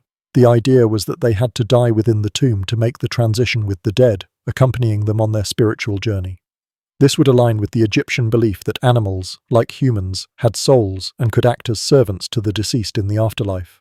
Others suggest the animals were intended as protective guardians, meant to defend the deceased from evil spirits or harmful forces in the underworld. Their suffering and eventual death might have been seen as releasing a potent energy, one that could shield the tomb from harm. Some papyrus texts mention beings called watchful ones, who were required to remain with the dead to provide protection, possibly referring to these very animals. According to this theory, the animals' role was not just to serve, but to offer a form of spiritual protection through their suffering, acting as a barrier between the deceased and evil forces. But the most disturbing theory, supported by certain textual evidence, is that these animals were deliberately sealed alive as sacrifices. The terror and suffering of these animals, the theory suggests, created a barrier of negative energy that would repel tomb robbers and evil spirits. The belief was that the intensity of the animals' fear, their struggle for survival in the dark, would ward off any intruders, making the tomb a more secure resting place for the deceased. The suffering was not incidental, it was the very point of the ritual. One particularly revealing find comes from a tomb where archaeologists discovered evidence that dogs had survived for nearly 2 weeks after being sealed inside. The distribution of food remains and excrement within the tomb suggested that the animals were left to suffer for a calculated amount of time. The fact that the tomb's seal was designed to keep the animals alive for so long points to a deliberate intention behind their prolonged agony. Whoever sealed the tomb knew exactly how long the animals would endure before dying, and their suffering was likely seen as an essential component of the ritual. The most unsettling aspect of these discoveries is the clear evidence that the animals were not only killed with intent, but that their prolonged suffering was part of the religious practice itself. Their struggle, their pain, was not a byproduct of the ritual, it was the ritual. The animals' role in the afterlife was linked to their suffering, to the fear they experienced as they died slowly in the dark, their final moments of terror possibly believed to grant protection to the dead. This dark, ritualized cruelty raises profound questions about the relationship between life, death, and sacrifice in ancient Egypt, revealing a practice that, to modern sensibilities, feels both tragic and barbaric. Animals serving the dead is disturbing, but within the context of Egyptian religious beliefs, it can be conceptually understood as part of a broader view of the afterlife. However, some animal burials don't seem to fit any recognizable religious framework. They don't appear to serve the deceased in any traditional sense. Instead, they seem to exist purely as displays of power, control, or perhaps as experiments in ritual practice. The largest and most enigmatic animal mummies, often the most elaborate and extravagant, suggest that there were aspects of mummification that we are only beginning to understand. Practices that may have been designed not just for religious devotion, but for reasons far more complex and dark. These are practices that push the boundaries of what we know about ancient Egyptian ritual, and that may reveal a hidden level of social or political control disguised as sacred tradition. Among the most extraordinary and puzzling elements of ancient Egyptian burial practices are the mummified apis bulls, revered creatures that were believed to be the incarnations of the god Ptah. These sacred animals were treated with the utmost luxury during their lives and given elaborate burials upon their death, a practice that revealed the deep spiritual and religious significance of these creatures. The most famous burial site for the apis bulls is the Serapeum at Saqqara, an immense underground complex that houses massive stone sarcophagi, each weighing up to 70 tons, specifically designed to hold the mummies of these sacred bulls. The scale of the Serapeum is staggering. These sarcophagi are among the largest stone objects ever carved in ancient Egypt, requiring immense resources to create, transport, and position them deep underground. However, despite the grandeur and religious importance associated with the apis bulls, the mystery surrounding their burials deepens once the sarcophagi are opened. Many of these massive stone containers, when finally examined, reveal unsettling secrets. They contain no mummies at all, or mummies that are incomplete, damaged, or, most disturbingly, not bulls. In one case, a sarcophagus was found to hold the remains of multiple different animals, mixed together in a chaotic jumble. In another, the mummy inside was too small to be that of a bull, potentially the remains of a large dog or a small cow. The revelation that many of these massive sarcophagi did not contain the expected bull mummies forces us to question the true purpose of these burials. So what does this mean? Were some of these sarcophagi purely symbolic, built for religious purposes but never meant to contain actual mummies? Were the animals removed by tomb robbers, though the sarcophagi were so massive and heavily sealed that it seems impossible they could have been opened and resealed without detection? Or perhaps the bulls were buried elsewhere, and these enormous containers served a different purpose entirely, maybe as decoys, or even as sealed chambers meant for other religious or ceremonial practices that we haven't yet fully understood. Recent ground-penetrating radar scans of the Serapeum have revealed additional chambers beneath the complex that have not yet been excavated.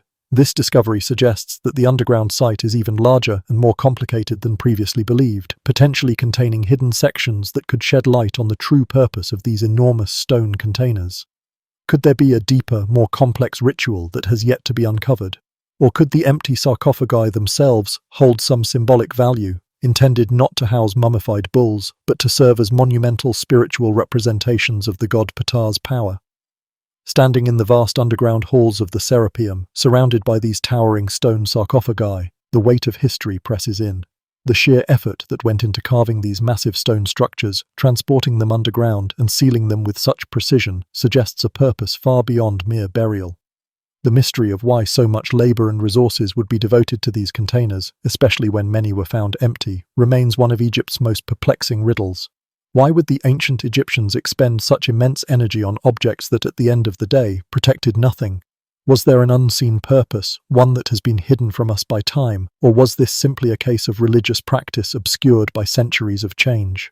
The answer remains elusive, as the question of what was placed within these sarcophagi continues to perplex archaeologists. Whether the sarcophagi were meant to contain the sacred bulls or serve another purpose entirely, the enigma of their empty spaces calls into question not just the significance of these animals, but the larger mysteries of Egyptian religious practice, secrets that, despite centuries of study, remain locked away in the depths of the Serapeum. Whether filled with sacred animals or left empty, these enormous burials represent an extraordinary expenditure of resources, both human and material. However, they pale in comparison to the lengths to which the Egyptians went in their human sacrifices, practices so disturbing that they were deliberately hidden from the historical record. These rituals were erased from official texts, denied by priests when confronted by foreign visitors, and concealed in ways that only add to the mystery of Egypt's hidden, darker practices. What happened to those who were buried alive with the pharaohs, those who shared their final resting place, makes even the most extreme animal sacrifices seem almost merciful. Some of the most disturbing animal mummies found in Egypt were not religious offerings or sacrifices, but rather experimental subjects. Modern analysis has revealed that certain animal mummies show signs of deliberate intervention, suggesting that the Egyptians were using these animals as part of a proto-scientific exploration into embalming and preservation methods. For instance, some mummies exhibit trepanation, holes drilled into skulls, along with incisions in specific locations that don't match typical preservation techniques. Other animals show signs of organ removal, but the patterns differ significantly from the standard embalming practices. This suggests that the priests may have been testing new procedures or chemical substances, refining their techniques before applying them to human mummification. The evidence points to workshops where animal mummies were found in organized groups, with each specimen showing progressive variations. This structure implies a systematic process of experimentation, almost like a laboratory setting where the Egyptians were testing different embalming methods, chemical mixtures, and anatomical techniques. Some of these animals appear to have survived their procedures. Bone healing around drill holes and signs of tissue regrowth indicate that they lived for days or even weeks after the interventions before eventually succumbing to death. One of the most striking discoveries came in 2011 when an experimental catacomb was uncovered. This site contained hundreds of cat mummies, each treated slightly differently.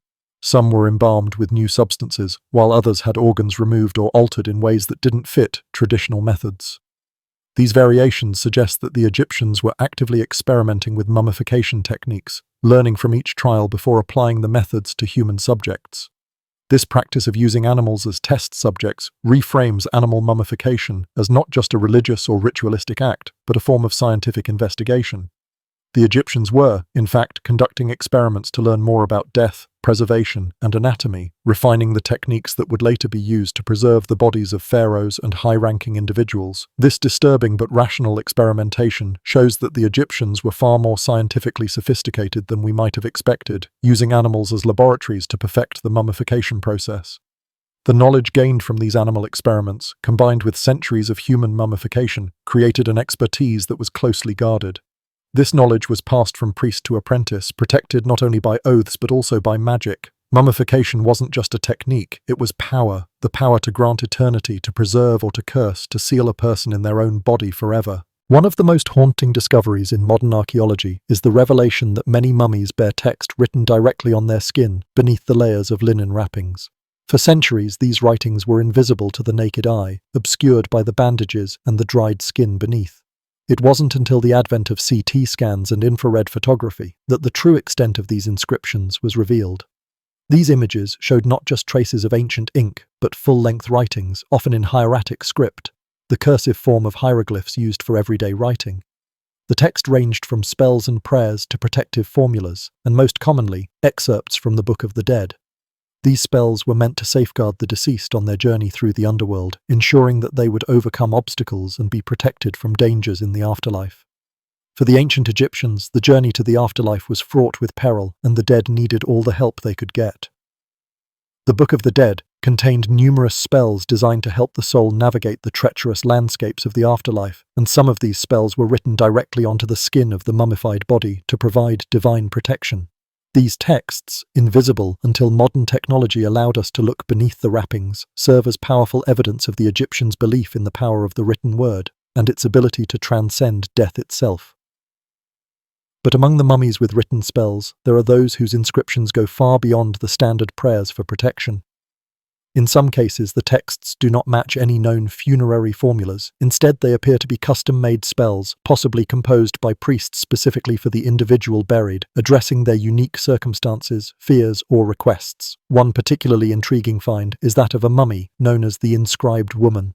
This mummy's skin is covered in over 1,200 words, an entire narrative written on her body before the wrappings were applied. The script is dense, obscure, and difficult to translate, but what has been deciphered so far is deeply unsettling. Rather than being protective in nature, the inscription seems to be a warning, possibly even a confession. It describes things the woman did in her life, admitting to crimes and begging for forgiveness. The translated text includes phrases like, "I confess what I did to the children. I confess the poison in the bread. Let no one speak my name. Let me remain silent in the darkness forever." These words, hidden beneath layers of linen and only revealed through modern imaging technology, seem to reflect a guilt-ridden confession, perhaps to absolve the deceased in the eyes of the gods. Yet at the same time, they also carry a threat, a plea for silence, an insistence on remaining undisturbed, no matter the cost. Such confessions and threats are not isolated. Other mummies have been found with inscriptions that appear to be curses rather than prayers. These texts are not asking for divine protection, but invoking punishment. The curses are meant to bind the deceased, ensuring that they remain trapped in the afterlife, or perhaps to punish anyone who dares to disturb their final resting place. These inscriptions would serve as a powerful deterrent to tomb robbers, or anyone who might venture too close to the tomb, ensuring that the spirit of the deceased would be protected, and that the wrath of the dead would fall on anyone who dared to violate their rest. The discovery of these texts was a stroke of luck for researchers conducting routine CT scans of mummies. Initially, the density variations observed on the skin's surface were thought to be decomposition patterns. It wasn't until further analysis that the researchers realized these variations were not random, but deliberate. Texts, written in ink made from crushed beetles and cedar ash, carefully inscribed on the skin of the dead. These inscriptions, often hidden where no living person would ever see them unless the wrappings were removed, add a new dimension to our understanding of ancient Egyptian burial practices and their beliefs about death, guilt, and punishment. One cannot help but be struck by the deep sense of secrecy and hidden knowledge embedded in these inscriptions. The fact that they were written on the skin suggests that these messages were meant to be personal and intimate, addressed not to the gods alone, but perhaps also to the deceased's soul, or to those who might one day disturb the tomb. These messages, whether confessions, curses, or warnings, reveal a complex moral dimension to the afterlife, one where the boundaries between sin, punishment, and redemption were inextricably linked to the written word. They found the words under the wrappings, written directly on her skin in ink made from crushed beetles and cedar ash. The translation took years because the script was archaic, deliberately obscure. When they finally deciphered it, they understood why it was hidden. "I confess what I did to the children. I confess the poison in the bread. Let no one speak my name. Let me remain silent in the darkness forever." This haunting text was not merely an inscription, it was a revelation, a confession, a curse, and a warning, all bound together in a way that we can only begin to understand. Words written on skin were meant for the gods, for magical purposes, and for judgment in the afterlife. But the Egyptians also wrote curses meant for the living, warnings placed in tombs to terrify and punish anyone who dared disturb the dead. These inscriptions, whether confessions of guilt or calls for vengeance, were powerful tools in the ancient Egyptians' worldview. They turned the body itself into an active participant in the spiritual battle between life, death, and eternity, ensuring that the deceased's will would not be ignored. The idea of tomb curses, powerful, supernatural forces meant to protect the dead and their final resting places, is one of the most enduring and chilling aspects of Egyptian burial practices. We are most familiar with the curse of Tutankhamun's tomb, a tale that has become infamous in popular culture. According to legend, the excavation team responsible for opening the tomb of the young pharaoh was struck down by a series of mysterious deaths, leading to widespread belief that they were victims of a curse. The media sensationalized the story, weaving it into a narrative of ancient vengeance rising from the grave, a story that has persisted through the decades. The facts, however, are more nuanced. While some members of the excavation team did die shortly after the tomb was opened, most of the deaths were from natural causes, and many others lived long, healthy lives. The curse of Tutankhamun's tomb was largely the product of media exaggeration and sensationalism, a tale spun for dramatic effect rather than based on actual historical evidence. However, this does not mean that tomb curses were mere inventions. In fact, there are numerous inscriptions found in ancient tombs that contain actual curses, and these curses are far more disturbing than the popularized stories. Some of the most chilling and archaeologically attested curse texts found in Egyptian tombs describe violent and graphic threats. For example, one inscription reads, "Whoever enters this tomb with an impure heart, I will seize him like a bird. I will place fear in him so he sees darkness in broad daylight." Another one threatens, "The spirit of the dead will wring the neck of a grave robber as one wrings a goose." The violence described is not supernatural, it's deeply physical. The curses promise specific, brutal methods of killing, describing how a thief will be violently subdued, making clear that the tomb's protector was not just a passive spirit, but a force capable of physical retribution. These inscriptions were psychological weapons, designed to instill fear in anyone who might attempt to violate the tomb. Most tomb robbers were poor, superstitious individuals who likely heard rumors about treasures hidden within the tombs of the rich and powerful. The curses were aimed at these potential intruders, leveraging the deeply ingrained beliefs in supernatural retribution to scare them away. The curses weren't meant to actually kill, they were designed to terrorize, to use fear as a deterrent, and for the most part, they worked. Many tombs were left undisturbed for centuries, not because of actual magic, but because of the very real psychological effect these curses had on the people who heard about them. But words alone were often not enough to ensure protection. Many tombs contained additional protective measures beyond the written curses: physical traps, substances, and even bodies. In some cases, archaeologists have found evidence of mechanical traps designed to prevent robbers from entering the tomb. Though few of these traps survived intact, their presence speaks to the lengths to which the Egyptians went to protect their dead. Some tombs contained toxic substances, such as mercury or arsenic, sealed within chambers, designed to harm or kill anyone who entered without proper precautions. The most disturbing protective measure, however, was the use of human bodies as guardians. In certain tombs, archaeologists have discovered skeletal remains of individuals positioned near the entrances, often in ways suggesting they had been killed and placed there as eternal protectors. One particularly chilling find was a tomb where the remains of 3 individuals were discovered facing the entrance, their hands positioned as if reaching out. These individuals had died in these positions, likely sealed alive within the tomb, left to die in the darkness. Their spirits, the Egyptians believed, would serve as guardians, attacking any intruders who dared to disturb the tomb. The curse wasn't just written on the walls, it was embodied in the very corpses that had been transformed into eternal sentinels. The dead didn't just rest in peace, they remained vigilant, ready to enact the will of the deceased even after death. The idea that these individuals were intentionally sacrificed and placed in tombs to serve as guardians adds a grim layer to the concept of tomb protection. It wasn't just about curses or traps, it was about controlling the afterlife and ensuring that the dead were never disturbed. These guardians, trapped in their final positions, were part of a ritual that transformed them from victims to protectors, their suffering becoming a sacred act, binding them forever to the tomb and its contents. The contrast between the sensationalized curses of modern myth and the real, disturbing practices of ancient Egypt is striking. The curse of Tutankhamun's tomb may have been exaggerated, but the real curses found in tombs are far more unsettling. They weren't just supernatural threats, they were very real promises of physical violence, designed to strike fear into the hearts of potential robbers. And in some cases, the dead were not just protected by magic, they were actively guarded by the bodies of those sacrificed to ensure the tomb's security.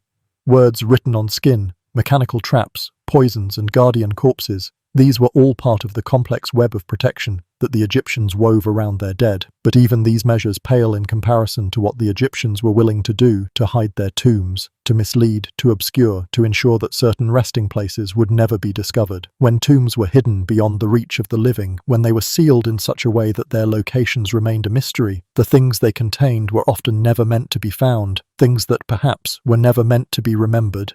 Among the most disturbing discoveries in ancient Egyptian burial practices are the bodies deliberately positioned and displayed as warnings or demonstrations of power. Unlike the typical repose of the dead, where the body was laid to rest with dignity, these individuals were mummified in positions of suffering, violence, or humiliation. These mummies were not intended to find peace in the afterlife. Rather, they were transformed into eternal symbols meant to send a clear, terrifying message to anyone who saw them. In many cases, these bodies were positioned in unnatural, painful postures. Some were found mummified while bound, their hands tied behind their backs with ropes still embedded in the preserved flesh. These bindings were not accidental, they were part of the ritual. The position of the body, helpless, restrained, was meant to convey punishment and degradation. In other instances, bodies were mummified in kneeling positions, a posture that suggests execution, perhaps the final moments of an individual's life, frozen in time as a reminder of the consequences of their actions. One of the most unsettling findings was of mummies with mouths forced open, their jaws held wide by substances inserted into the cavity, possibly to keep the mouth open as if the person were screaming or confessing. The image of a body caught in the eternal act of pleading or crying out in terror offers a stark contrast to the peaceful repose of the traditionally mummified dead. Some bodies were found with missing hands or feet, mummified after mutilation. The stumps were carefully preserved, suggesting that the act of mutilation itself was part of the process, punishment that would be eternal, even in death. But perhaps the most disturbing category of all is the displayed ones. These were not mummies hidden away in tombs, meant for private contemplation or burial. They were placed in visible locations near temples, palaces, or other public spaces. These bodies were not the honored dead. They were political statements, examples meant to demonstrate what happened to criminals, traitors, or enemies of the state. The mummification process had been weaponized, turning these individuals into symbols of power and retribution. A particularly chilling discovery was made near the Ramesseum, where archaeologists unearthed a chamber containing 7 bodies, all mummified in sitting positions facing a central space. These bodies were not laid to rest in a dignified manner. They were positioned to watch something, to observe eternally. The analysis showed that the individuals had died on the same day, most likely within hours of one another. Their bodies were arranged in a circle, facing inward, but the center of the circle was empty. Whatever they were meant to watch, whatever spectacle they were meant to witness for eternity, was gone, or perhaps had never been there at all. These mummies were not participants in a divine or spiritual event. They were an audience, frozen in time, forever watching nothing.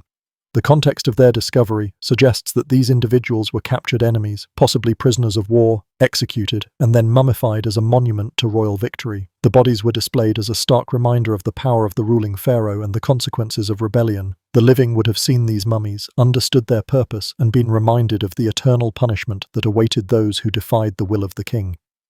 The mummification of these enemies ensured that they would never truly die.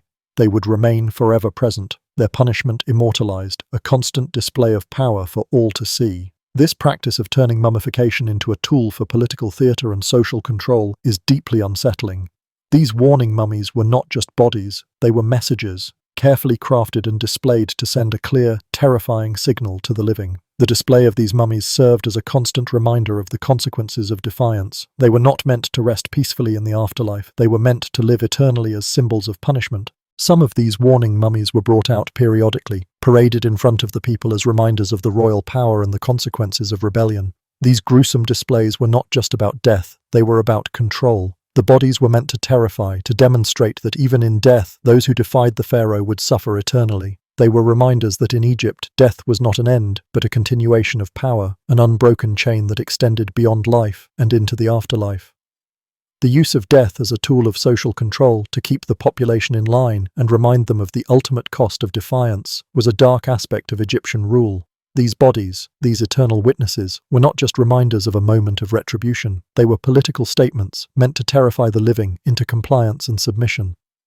They are among the most unsettling discoveries in Egyptian archaeology, revealing not only the complexity of Egyptian burial practices, but also the darker undercurrents of power and punishment that ran through their society. These warning mummies were meant to be seen, to terrify, to demonstrate power. But there were other mummies that no one was meant to see. Bodies that were hidden deliberately, sealed in unmarked chambers, erased from official records. And when archaeologists finally found them, they revealed practices so disturbing that even the ancient Egyptians seemed ashamed of what they had done. The secrets of the hidden, forgotten mummies will continue to raise questions about what the Egyptians truly believed and what they were willing to do to maintain control over life and death. Mummification was an art, a deeply religious practice that required precision, knowledge, and resources to ensure a successful transition into the afterlife.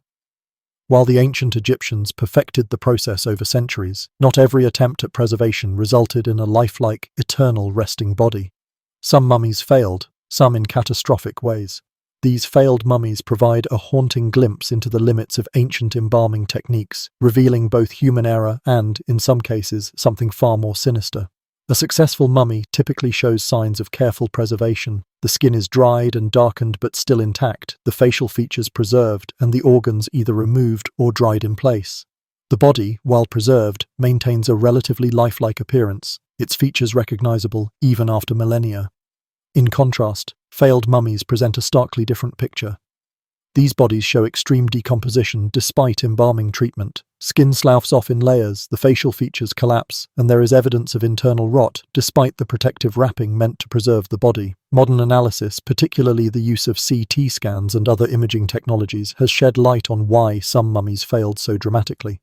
One of the most common causes is that the mummification process began too long after death. When embalming occurs too late, decomposition has already taken hold and the body is too far gone for successful preservation. Other failures were due to improper natron concentrations or contaminated chemicals. Natron, a naturally occurring desiccant, was essential to mummification, but if it was mixed incorrectly or became contaminated with organic material, it could accelerate bacterial growth rather than halt it. Some bodies were wrapped before they were completely dried, trapping moisture inside and promoting internal decomposition. In these cases, the external wrapping, meant to protect, instead sealed in decay. However, the most disturbing failures reveal evidence of deliberate sabotage or extreme neglect. In some cases, bodies were only partially embalmed. Organs were removed incompletely, suggesting that the embalmer stopped mid-process. In other instances, natron was deliberately contaminated, perhaps with organic material that would speed up decomposition. Wrappings were applied while bodies were still leaking fluids, a sure sign that the embalmer either rushed the process or intentionally allowed the body to fail. These examples raise unsettling questions. Were some of these mummies the result of honest mistakes and poor technique, or were they deliberately set up to fail? One of the most chilling examples of failure is a mummy discovered in the 1920s. When this mummy was unwrapped, researchers were confronted with a shocking sight. The body had literally liquefied over the millennia. The wrappings had preserved the body, but inside, decomposition had been allowed to progress so far that the body's soft tissues had dissolved into liquid. This disturbing find demonstrated that the embalming process had gone horribly wrong, but it wasn't just a technical mistake. The advanced decomposition suggested something more intentional. Another case, revealed through modern CT scanning, showed a body that was essentially hollow. All of the soft tissue had decomposed and drained out through gaps in the wrappings, leaving only the skin and bones. This body was wrapped so tightly that the skin had been preserved, but the body inside was empty. The scans revealed that the preservation process had failed at every level. No organs, no flesh, just the empty shell of a body. This failure wasn't just a product of poor embalming, it indicated a catastrophic breakdown of the entire process. The question arises, were these mummifications the result of undertrained embalmers, or were they deliberate acts? Some of the bodies that failed so dramatically show patterns too consistent to be simple accidents. The bodies of criminals or enemies, for example, were often given the appearance of a proper burial, only to be intentionally set up for failure. These mummies weren't intended for peaceful rest in the afterlife. Instead, they were deliberately made to decay, ensuring that they would never achieve the eternal preservation that the truly honored dead would enjoy. These individuals were punished even after death, their bodies left to rot despite the expensive and elaborate process meant to preserve them. One of the most disturbing examples of this is the case of a mummy known as the Mummy of the Screaming Man, discovered in 1886. His name came from the fact that his face was frozen in agony, his mouth open in a scream, and his hands clawed in terror. For years, this gruesome image was thought to be the result of a violent death. However, in 2008, modern CT scans revealed the truth. The man had been mummified while still alive, sedated but breathing. The wrappings had been applied too tightly, gradually constricting as he struggled to breathe. The suffocation wasn't caused by death, it was caused by burial. The scream on his face wasn't the product of a sudden death, it was the last scream of a man who was buried alive, slowly suffocating as the linen bandages tightened around his body. This horrifying revelation turned what had been considered a simple screaming mummy into a testament to the cruelty and intentionality of certain mummifications. These examples show that the process of mummification wasn't always about respect for the dead. Sometimes it was a tool of punishment, a method of condemning a person not just to death, but to a miserable, decaying afterlife. Whether through mistakes, lack of skill, or deliberate neglect, some mummies were doomed to failure from the outset. But these failures also offer a glimpse into the darker side of mummification, an ancient practice that could be manipulated, subverted, and weaponized for purposes far more sinister than simply ensuring eternal life. Some of the most unsettling discoveries in ancient Egyptian mummification are the bodies that were clearly used as experimental subjects, human remains that were mummified not for religious or ceremonial purposes, but as part of a systematic process of learning and refinement. These mummies reveal that the ancient Egyptians were not just perfecting their craft on the bodies of pharaohs and nobles, but were actively researching new techniques, substances, and methods, treating some bodies like laboratory subjects rather than honored dead. Archaeological evidence suggests that these experimental bodies were often lower-status individuals, people whose lives and deaths offered no social protection. These individuals may have been prisoners, executed criminals, or unclaimed bodies, people who had no family or resources to ensure a dignified burial. In many cases, they were discarded or buried in utilitarian ways, far from the respectful treatment given to the wealthy or the powerful. What makes these bodies particularly fascinating is their context. They were found in workshops or caches near major embalming centers, where groups of bodies show progressive variations in embalming technique. One such discovery involved a cache of 12 bodies, each treated with slightly different mummification methods. The organs in each were removed in a different sequence, or different chemical treatments were applied to the body. It was as if the embalmers were systematically testing variations in technique, experimenting with what worked best before applying these methods to more important individuals. This process of trial and error suggests that the Egyptians were treating the mummification process as a science, one that required active experimentation and refinement over time. Modern researchers have identified these experimental mummies by several key characteristics. First, they are almost always lower status individuals, indicated by the lack of expensive grave goods and the context in which the bodies were buried. They also show incomplete or unusual techniques, such as missing organs or embalming methods not typically seen in standard mummifications. These bodies are often found in groups, buried together in a more utilitarian manner, rather than in individual, well-preserved tombs designed for the honored dead. One particularly revealing find was an embalming workshop dump site containing dozens of partial mummies. These bodies had clearly been used for practice or testing, then discarded when the embalming attempts failed. Some of these mummies were only partially wrapped, others had experimental incisions in unusual locations, and several showed evidence of multiple preservation attempts. Chemical analysis of these bodies reveals that they were exposed to different concentrations and combinations of preservatives, offering a detailed record of the experimental process. These mummies were not the product of a single carefully executed mummification. They were experiments, treated, unwrapped, and retreated as embalmers tested new techniques and materials. One body found in the experimental dump site was particularly striking. This individual had been mummified 3 separate times. The first attempt followed the traditional method. Organs were removed, the body was wrapped, and it was buried. But then the body was exhumed, unwrapped, and subjected to a different embalming technique. After this second treatment, the body was rewrapped and buried again. Several years later, the body was exhumed a third time, this time with a completely different technique applied. This body had been treated and retreated multiple times, as embalmers refined their methods, practiced new techniques, and perfected their craft on someone who had no choice but to endure the process. They were not honoring the dead.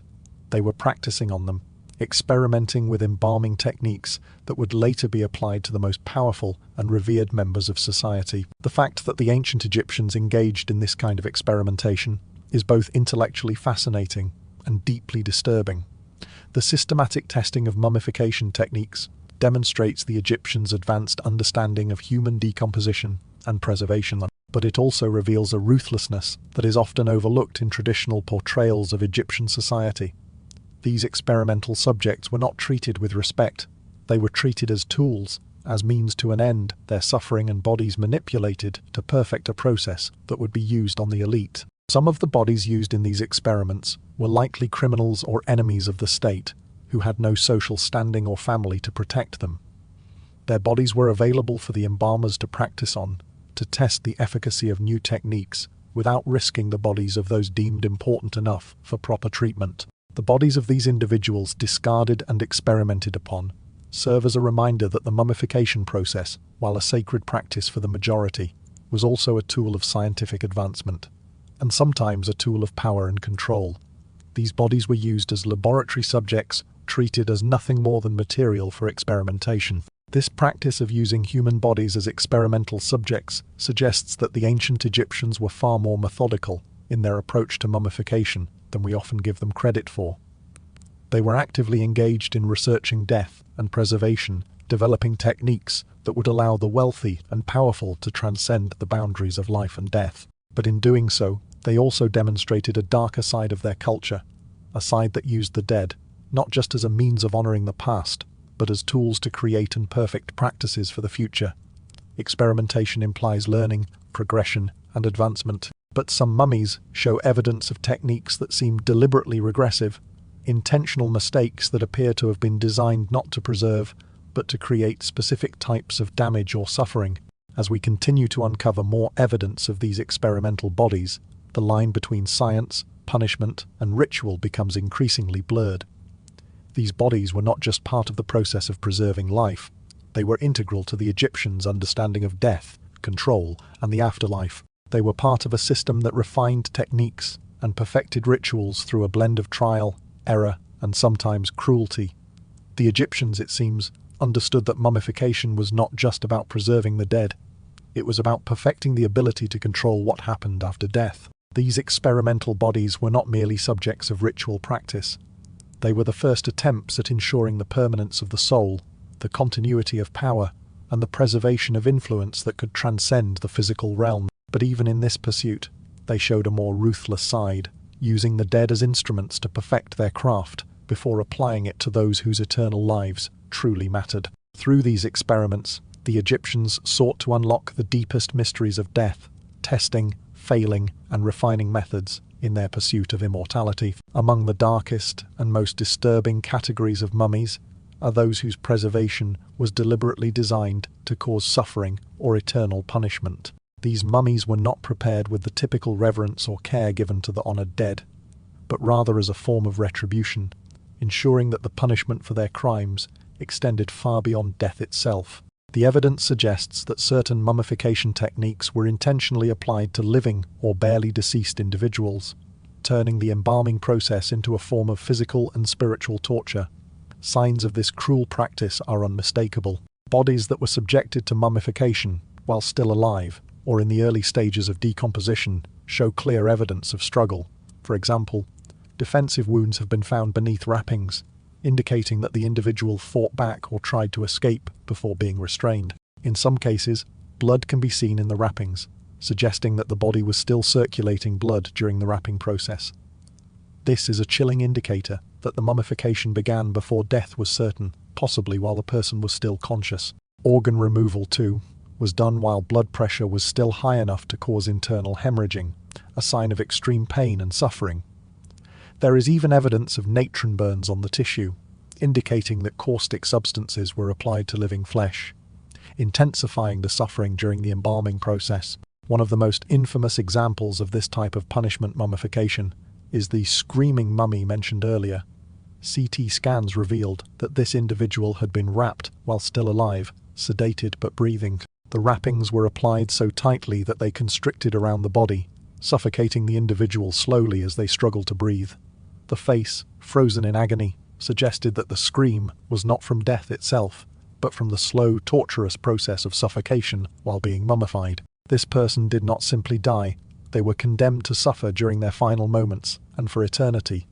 Other mummies show signs of being eviscerated while still conscious.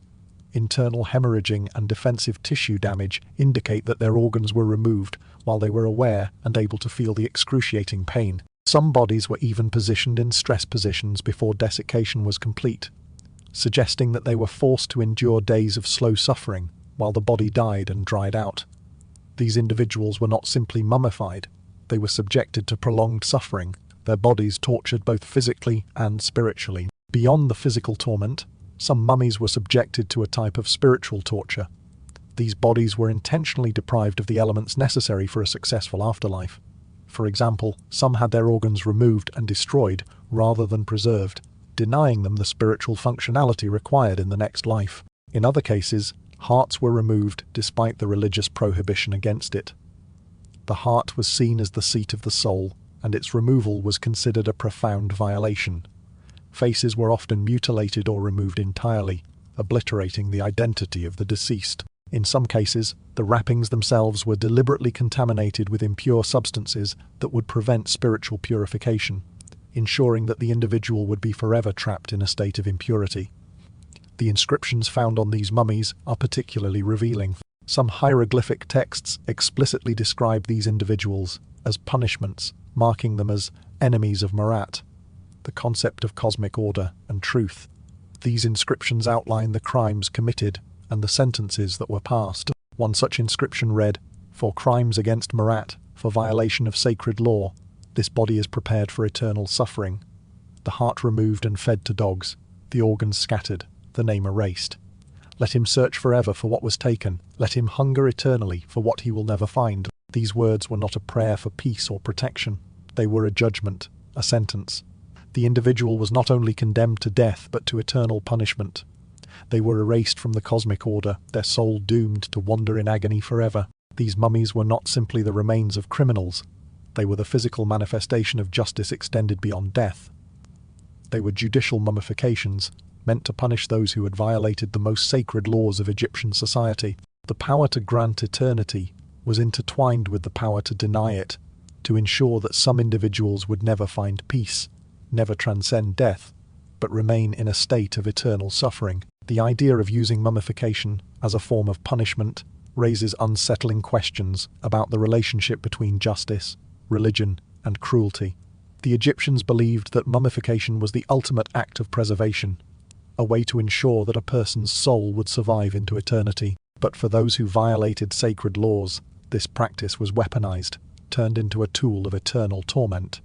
The bodies of these punishment mummies were not just physical remains, they were symbols of divine retribution, meant to serve as a warning to others. The question remains, if mummification could be weaponized against criminals and enemies, what happened to the people who violated the most sacred prohibition of all?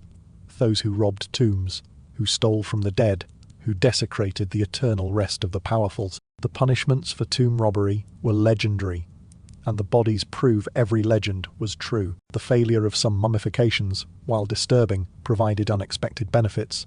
Modern researchers studying these decomposed mummies have uncovered information that perfectly preserved bodies simply can't reveal. Failed mummies offer valuable insights into how diseases progress, how bodies respond to specific environmental conditions, and what happens when preservation techniques go awry.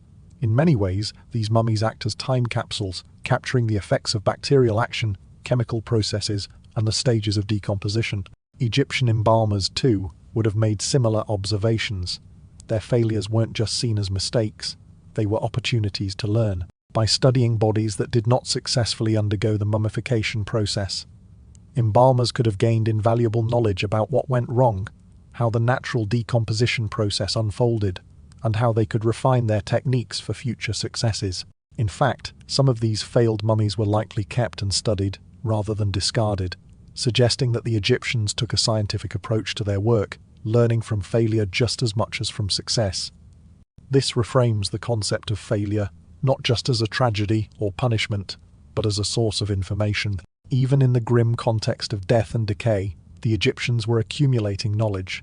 Their willingness to observe, document, and learn from death, in all its forms, contributed significantly to the refinement of their preservation techniques over centuries.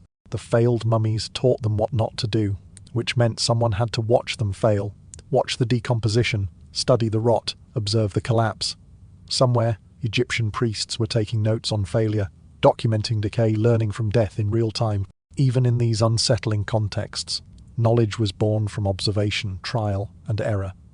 But all the experimentation, all the refinement, all the knowledge gained from success and failure meant nothing if tombs were violated, if bodies were desecrated, if the dead were robbed. And tomb robbery was epidemic in ancient Egypt, so common that special punishments had to be developed, punishments that would serve as eternal warnings. Tomb robbery in ancient Egypt was not a sporadic crime committed by a few opportunistic individuals. It was an organized, systematic industry that spanned centuries. Archaeological evidence reveals that tomb robbery was so pervasive that the vast majority of known tombs show signs of having been robbed, often within mere years or decades of their burial. The very people who had a hand in constructing the tombs, the workers, were often the ones who participated in these criminal enterprises, using their intimate knowledge of tomb layouts and vulnerabilities to their advantage. What was once meant to be a final resting place for the pharaohs and elite was, in many cases, a treasure trove ripe for the taking. The socio-economic context surrounding this epidemic of theft provides insight into why tomb robbery became such a widespread issue. The enormous wealth buried with Egypt's dead created an irresistible incentive for those looking to improve their circumstances.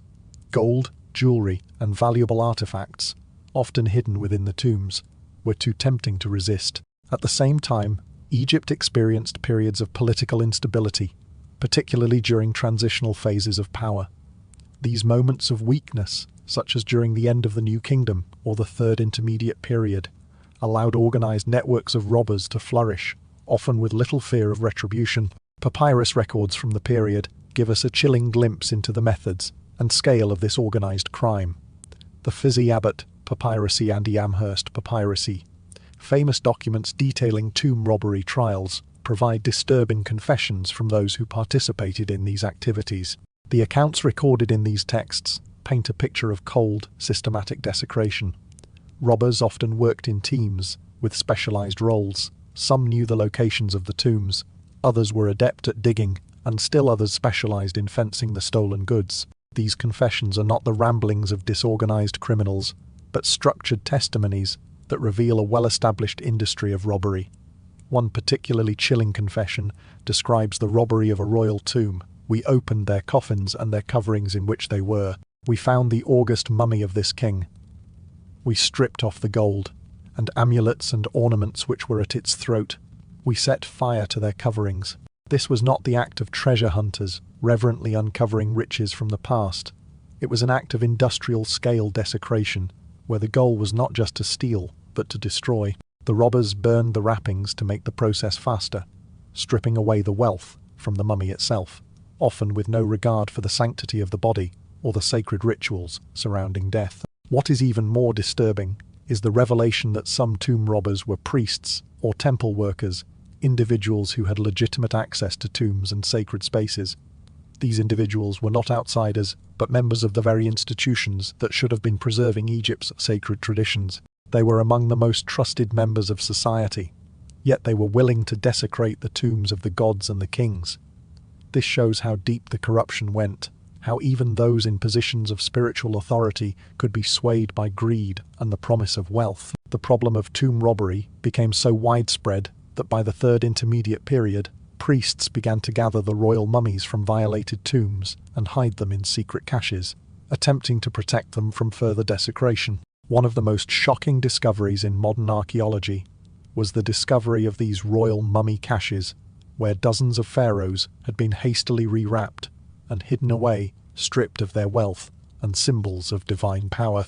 These mummies, jumbled together and reburied in secret, tell the story of Egypt's desperate attempts to preserve the sacred after repeated violations by those who sought only to exploit it.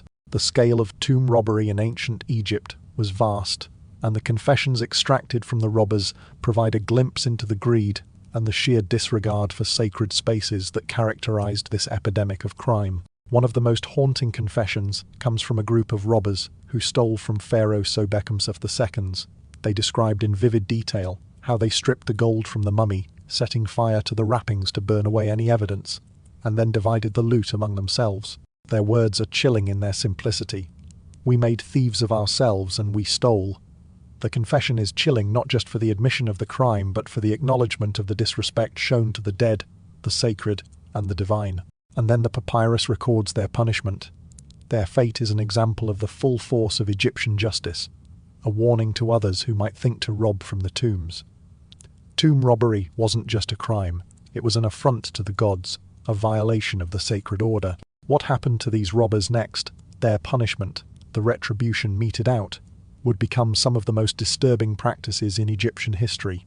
The sentences carried out were designed not just to punish the robbers, but to serve as eternal warnings etched into the collective memory of Egypt. The punishments were meant to be as public and terrifying as the crimes themselves, ensuring that no one would dare to disturb the peace of the dead. Again, the consequences for tomb robbery in ancient Egypt were not just swift and violent.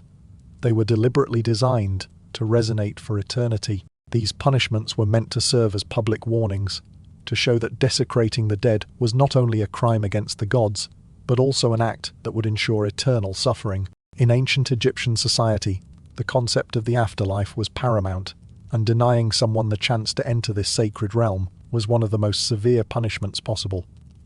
The standard punishment for tomb robbers was impalement on a stake, typically positioned near the violated tomb. This was meant to be a visible, graphic reminder to others of the fate awaiting anyone who dared to disturb the sacred resting places of the dead. However, the punishment did not end with execution. Convicted tomb robbers were denied a proper burial, an unimaginable fate in a society where burial and the afterlife were sacred. The bodies of these criminals were often treated in ways designed to prevent their souls from finding peace or rest in the afterlife. One common form of punishment involved leaving the bodies exposed to scavengers and the elements, ensuring that they were decomposed and disrespected, denying them any hope of preservation. In some cases, robbers were buried in unmarked pits in the desert, their bodies laid face down. This was a deliberate act, ensuring that the deceased would never see the sunrise in the afterlife, a powerful symbol of their denied rebirth and eternal suffering. Some robbers had their bodies mutilated before disposal, with hands removed, symbolically severing the instruments of their crime. The severed hands were meant to emphasize that the criminals were being punished, not just for their actions but for the very tools they had used to desecrate the tombs. In other cases, bodies were mummified, but deliberately and incorrectly. Organs were left in place to rot. Natron was contaminated with substances that encouraged decomposition, and the wrappings were tainted with impure materials, designed to accelerate decay. These bodies were intentionally preserved in a state of eternal decomposition, still sealed in their wrapping, but rotting from the inside out. One particularly disturbing find came from a mass grave near the Valley of the Kings, where over 30 bodies were discovered, all showing signs of violent execution and burial without ceremony. These bodies had been buried together in an unmarked pit, but their treatment was anything but respectful. Analysis revealed that these were likely tomb robbers, executed, and then deliberately buried in a manner that would ensure they were never allowed the peace of the afterlife. Their bodies were treated as if to say their souls would be trapped, their legacy erased, their transgressions known for all eternity. But the most extreme punishment was reserved for the most serious offenders: inverse mummification. This twisted version of the embalming process was designed not to preserve but to create an eternal state of decay. The mummification process was followed step by step, but with a deliberate reversal of its intentions. The organs were removed, not for preservation, but for destruction. Natron, the key preservative, was contaminated with decomposition accelerants, rather than chemicals that would slow decay. The wrappings were sealed with substances that attracted insects and promoted rot, ensuring that the body would never stay intact, even as it was wrapped and sealed for eternity. These individuals were essentially preserved in a state of perpetual decay, trapped in a never-ending process of decomposition, where death had no release, and the afterlife was forever out of reach. The most disturbing aspect of these mummies was the realization that they were not just criminals who had met a violent end. They were souls actively denied the possibility of an afterlife. These punishments were meant to be a demonstration that violating sacred tombs and desecrating the dead would not just result in a swift death but in eternal suffering. The mummification process, usually a sacred and revered act, was weaponized to create eternal torment rather than peaceful preservation. The tomb robber's body was found in a sealed chamber, wrapped like a mummy, positioned like a burial. But when archaeologists opened it, they discovered it wasn't preserved. It was sealed in perpetual rot. The wrappings contained deliberately moistened natron. The chamber was positioned near an underground water source. The body had been wrapped while still bleeding, ensuring decay.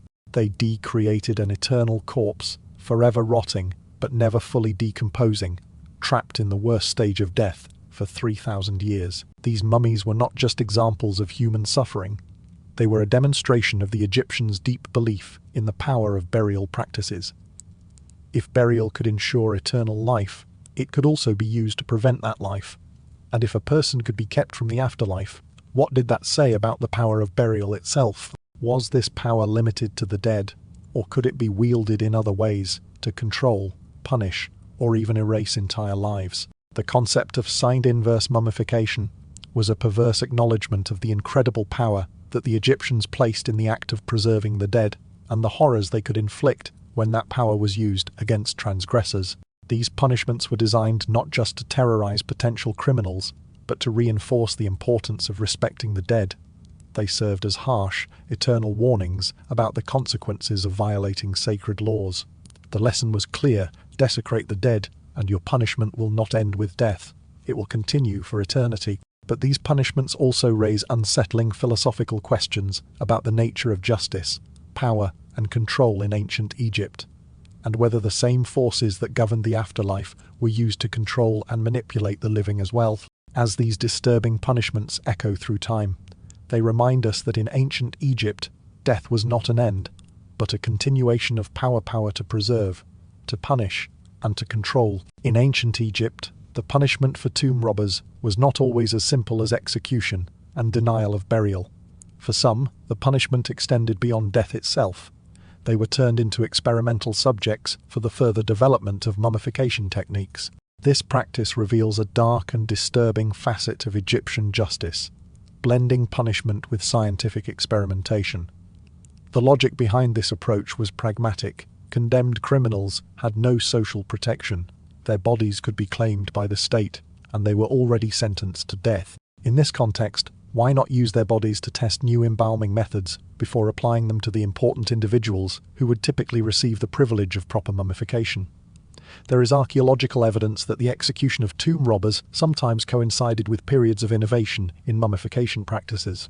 Some mummies show clear signs of execution, trauma consistent with hanging, strangulation, or decapitation, combined with unusual embalming techniques that suggest these individuals were used as experimental subjects. It is likely that these criminals, having been caught and sentenced to death, were then quickly transferred to embalmers who saw an opportunity to test new preservation methods on them. These were not individuals who would receive the usual reverence of an honored burial. Instead, their bodies were utilized as tools in the pursuit of scientific advancement. Several documented cases support this theory. One workshop area contained bodies with systematic variations in the mummification techniques applied. Some showed execution, style trauma, marks of strangulation or decapitation, followed by experimental procedures such as trepanation, drilling into the skull, organ removal in unusual sequences, and exposure to different concentrations of chemicals. These bodies were not simply being embalmed in the usual way. They were the subjects of controlled tests designed to refine and improve mummification methods. The process likely went something like this. A tomb robber was captured, tried, and sentenced to death. His punishment, however, would not be confined to just execution. He would serve as a tool for scientific experimentation. The execution, such as strangulation or decapitation, was carried out in a manner that preserved the body as much as possible, allowing embalmers to immediately begin their work. The body was then subjected to specific experimental procedures, such as the use of different chemicals or methods of organ removal. The embalmers would observe and document the results of these experiments, refining their techniques based on what worked and what didn't. Once the experiments were complete, the body would be disposed of or buried in a utilitarian fashion, far from the honored resting places of pharaohs or nobles. One particularly disturbing example of this process is the case of a tomb robber who was executed by strangulation. His body was preserved intact and then subjected to multiple experimental procedures. 3 different chemical formulas were tested on his limbs, while a new brain removal technique was attempted and experimental methods of organ preservation were applied. His punishment for stealing from the dead was not just death, it was to become part of the very science of death itself. The embalmers recorded the results of these procedures and moved on to the next condemned individual, whose body would become the next test subject. This practice was not necessarily driven by cruelty for cruelty's sake. In some ways it was more pragmatic and rational, a way to push the boundaries of mummification techniques, using those whose lives had already been forfeited. But the moral complexity of using condemned criminals as experimental subjects raises unsettling ethical questions that are still relevant today. These individuals, though guilty of a crime, were subjected to experiments that took their punishment to a chilling extreme, turning them into research subjects rather than respecting their bodies as part of the natural cycle of life and death. The Egyptians, in their rational pursuit of knowledge, utilized the bodies of the condemned to advance their understanding of preservation techniques. This blending of punishment with scientific experimentation casts a stark light on the Egyptian worldview. The desire to perfect mummification was so great that it justified using those who had violated sacred laws as instruments in that process. It was an unsettling practice, one that transformed crime and punishment into a tool of progress, a way of turning death into both an end and a means to an end. Whether executed as examples, denied burial as punishment, or used as experimental subjects, tomb robbers faced consequences designed to echo for eternity. But time passed, dynasties fell, beliefs changed, and eventually the tombs themselves were forgotten. When modern archaeologists rediscovered them, they found not just mummies and treasures, but evidence of practices that had been deliberately erased from history. These forgotten practices, tied to crime, punishment, and the pursuit of knowledge, shed light on the darker side of Egyptian society, a side that few would have ever known if not for the careful study of the remains left behind. The story of punishment mummies is far from over. Archaeologists continue to unearth new evidence that sheds light on these disturbing practices, revealing more about how the ancient Egyptians used burial and mummification as tools of justice and control. One such discovery occurred in 2015, when a chamber was uncovered containing bodies, showing clear signs of judicial execution and improper burial. These bodies, placed in positions that suggested punishment, were a chilling reminder of the extent to which these practices were woven into Egyptian society. More recently, in 2018, advanced scanning technology uncovered previously hidden evidence of deliberate mistreatment in mummified bodies, confirming suspicions that some of the bodies found in tombs were victims of punishment. Ongoing excavations in necropolis areas continue to reveal burial pits, where bodies are positioned in ways that strongly suggest they were treated as examples, left in positions of suffering or degradation. Thanks to new technologies such as DNA analysis, advanced CT scans, and chemical residue testing, archaeologists are uncovering details that earlier generations of researchers could not have imagined. These technologies are providing deeper insight into the preservation techniques and punishment mummifications, allowing us to reconstruct practices that had been deliberately erased from the historical record. Some of these findings are only partially published, indicating that much more is still to be discovered. In 2022, CT scans of a mummy stored in a museum basement since the 1890s revealed something missed by earlier examinations. Hieroglyphic inscriptions on bone beneath the skin, readable only through imaging, describing crimes and punishments. The museum had stored a confession for over a century without knowing it. Modern discoveries continue to answer questions, but they also raise new ones. What other secrets lie hidden in tombs, waiting to be uncovered? What practices were so disturbing that they were not only erased from history, but deliberately concealed within the tombs themselves? And what other chambers, still waiting to be discovered, might hold secrets we are only beginning to comprehend? As modern science reveals more, the full extent of Egypt's punishment mummies may still be hidden, awaiting the next discovery. Despite centuries of exploration and excavation, much of ancient Egypt remains hidden beneath the sands, its secrets locked away in sealed chambers and hidden spaces that have yet to be uncovered. With the advancement of modern technology, archaeologists are now able to detect these concealed areas without disturbing the tombs themselves. Ground-penetrating radar, 3D scanning, and other non-invasive techniques have allowed researchers to peer beneath the surface, revealing anomalies that suggest hidden burial spaces or chambers, the contents of which remain a tantalizing mystery. Among the most significant discoveries are the chambers detected beneath the Serapeum, a vast necropolis that houses the sacred bull mummies.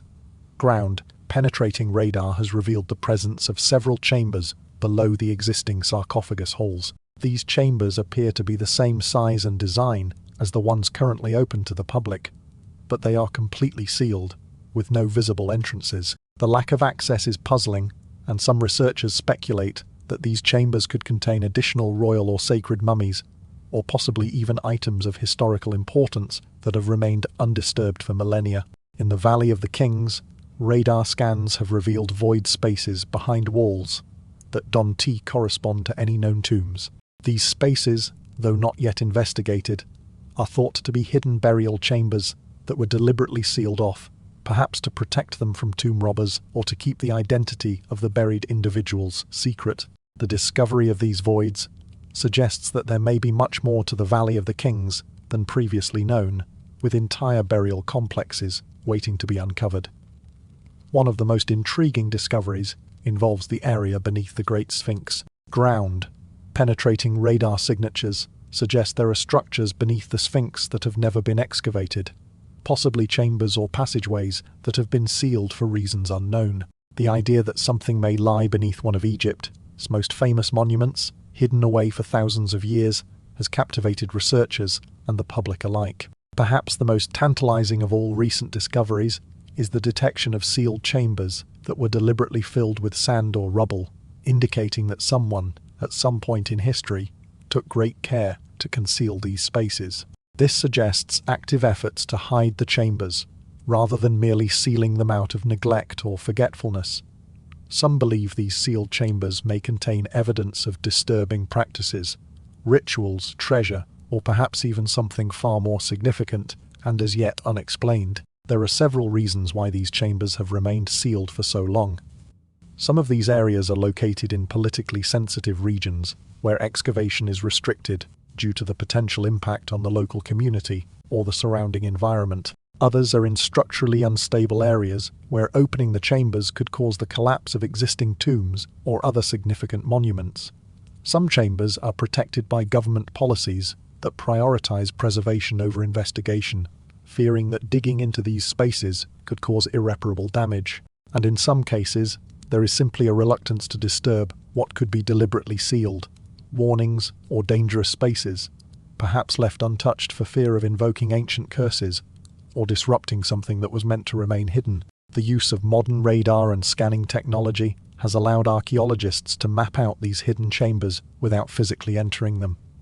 Researchers have created detailed 3D models of these sealed spaces, giving them a glimpse of what lies beneath, even as they remain closed off to the world. These non-invasive methods have become a powerful tool, offering unprecedented access to hidden knowledge without risking the integrity of the structures. One specific case from the last few years has left researchers on the edge of their seats.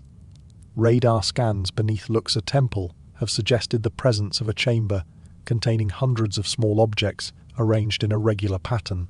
These objects could be mummies, statues, or something entirely unexpected, but their exact nature remains a mystery. The patterns, however, suggest a deliberate arrangement, and the chamber is thought to date back to a time when the temple was at its peak. Another intriguing discovery involved a void space in the Great Pyramid. Recent scanning has confirmed the existence of this hidden chamber, but its purpose and contents remain completely unknown. This chamber, located within one of the world's most famous structures, could potentially reveal something previously unimaginable, or it could remain another piece of Egypt's vast puzzle, unresolved for millennia. And then there is the chamber detected in 2023. The radar shows it clearly, a passageway leading to a sealed chamber, about 30 meters underground, with signatures suggesting 3 large objects, possibly sarcophagi, positioned in a triangular formation. These objects, though sealed off from the world, remain completely invisible to the naked eye. No decoration, no texts, no indication of who or what is inside, just 3 massive, sealed containers arranged in perfect alignment, waiting in darkness since before the pyramids were built. What could they contain, and why were they hidden away for so long? The radar shows it clearly a chamber about 30 meters underground, accessed by a passageway that was deliberately filled with rubble and sealed from both ends. Inside, the signatures suggest 3 large objects, sarcophagus, sized, positioned in a triangle formation around a central space. No decoration detected, no texts, no indication of who or what is inside, just 3 sealed containers arranged in a pattern, waiting in darkness since before the pyramids were built. Waiting for what? These sealed chambers continue to raise more questions than answers. What could they contain? More treasures, the remains of rulers or unknown figures from Egypt's past. Could these chambers hold evidence of disturbing practices, the remnants of forgotten rituals or punishments? Or perhaps they hold something entirely unprecedented, a discovery so significant it could change the way we understand ancient Egypt forever. The mysteries of these sealed chambers remain tantalizing, just beyond our reach. But with each new scan, each new model, archaeologists inch closer to unlocking their secrets. What lies hidden beneath the sands of Egypt, waiting to be revealed by the next generation of technology? Only time will tell. While Egyptologists have made impressive strides in decoding the ancient Egyptian language, certain texts continue to elude full comprehension. These texts, many of which deal with embalming practices and death rituals, remain partially or completely untranslatable, posing a significant challenge for researchers. Despite our ability to read much of the ancient Egyptian script, some documents use specialized religious or technical terminology, or are written in deliberately obscure ways that make it impossible to understand their full meaning. The texts seem to contain knowledge that was either deliberately hidden or lost in the vast chasm of time. One major obstacle in translating these texts is the existence of multiple writing systems in ancient Egypt. Hieroglyphic, hieratic, and demotic scripts were all used at different times, and each had its own nuances. Even within these scripts, technical terms varied by time period and location, making some words and phrases nearly impossible to translate accurately. Religious and funerary texts were especially difficult, as they often relied on symbolic language that requires specific cultural context, knowledge that we no longer possess. Some texts even used language designed to obscure meaning from the uninitiated, suggesting that these texts might contain information that was never meant to be widely understood. One particularly frustrating example is a partially preserved papyrus known as the Ritual of the Sealed Mouth. This fragment describes a ceremony performed on some mummies, but its language is filled with euphemisms and technical terms that remain unclear. The fragment mentions preparing the silent ones, a phrase that does not appear in any other known texts. It refers to the use of the substance of forgetting and the third sealing. It even mentions performing the procedure when the sun cannot see and requiring permission from the mouth of the crocodile. While each word is readable, the meaning behind these phrases is entirely lost. What was this ritual about? Was it a way to prevent speech in the afterlife? To seal the body against spiritual intrusion? Or was it something else entirely? The uncertainty of the translation only deepens the mystery, leaving us with tantalizing glimpses of knowledge that we can't fully grasp. The challenges of translating these texts are immense. Egyptian had several forms of writing, and each came with its own set of challenges. For example, hieroglyphic writing, which was used for monumental inscriptions, is much more complex than the cursive forms of hieratic and demotic. While hieratic and demotic were used for everyday purposes, hieroglyphic texts often carried a deeper, more symbolic meaning, creating even more layers of difficulty for translators. Additionally, as time passed, the meanings of certain words changed, and in many cases, older texts were written using vocabulary and references that modern scholars don't fully understand. Even the most well-preserved texts, which are relatively easy to read, are still deeply ambiguous because of their use of symbolic language. For example, some religious texts that describe rituals for the afterlife are difficult to interpret without a full understanding of the specific customs and beliefs of the time. Certain terms used in these texts may have had different meanings in different eras or regions, and without the appropriate contextual knowledge, even the most advanced translations can remain incomplete. It is not only the loss of context that causes difficulty, it's also the deliberate nature of obfuscation in some texts. Evidence suggests that some texts were intentionally written in ways that concealed their true meaning. These obscured writings may have been intended as sacred or secret knowledge, meant to be understood only by a select few. Perhaps the ritual described in the Ritual of the Sealed Mouth was one of those secret rites, something the priests chose not to share with outsiders, and over time deliberately erased from common knowledge. These untranslatable fragments could describe some of the most disturbing practices of ancient Egypt, rituals and embalming procedures that were deliberately hidden in obscure language, reserved for the elite and the initiated. The use of euphemisms and coded terms suggests that these practices were not meant to be widely known. What knowledge or rituals could they contain? Perhaps they were related to the darker, more mysterious aspects of death and the afterlife, the parts of mummification and burial that the priests kept hidden, or even practices that they actively tried to erase from history. The papyrus fragment is clear enough to read, but impossible to understand.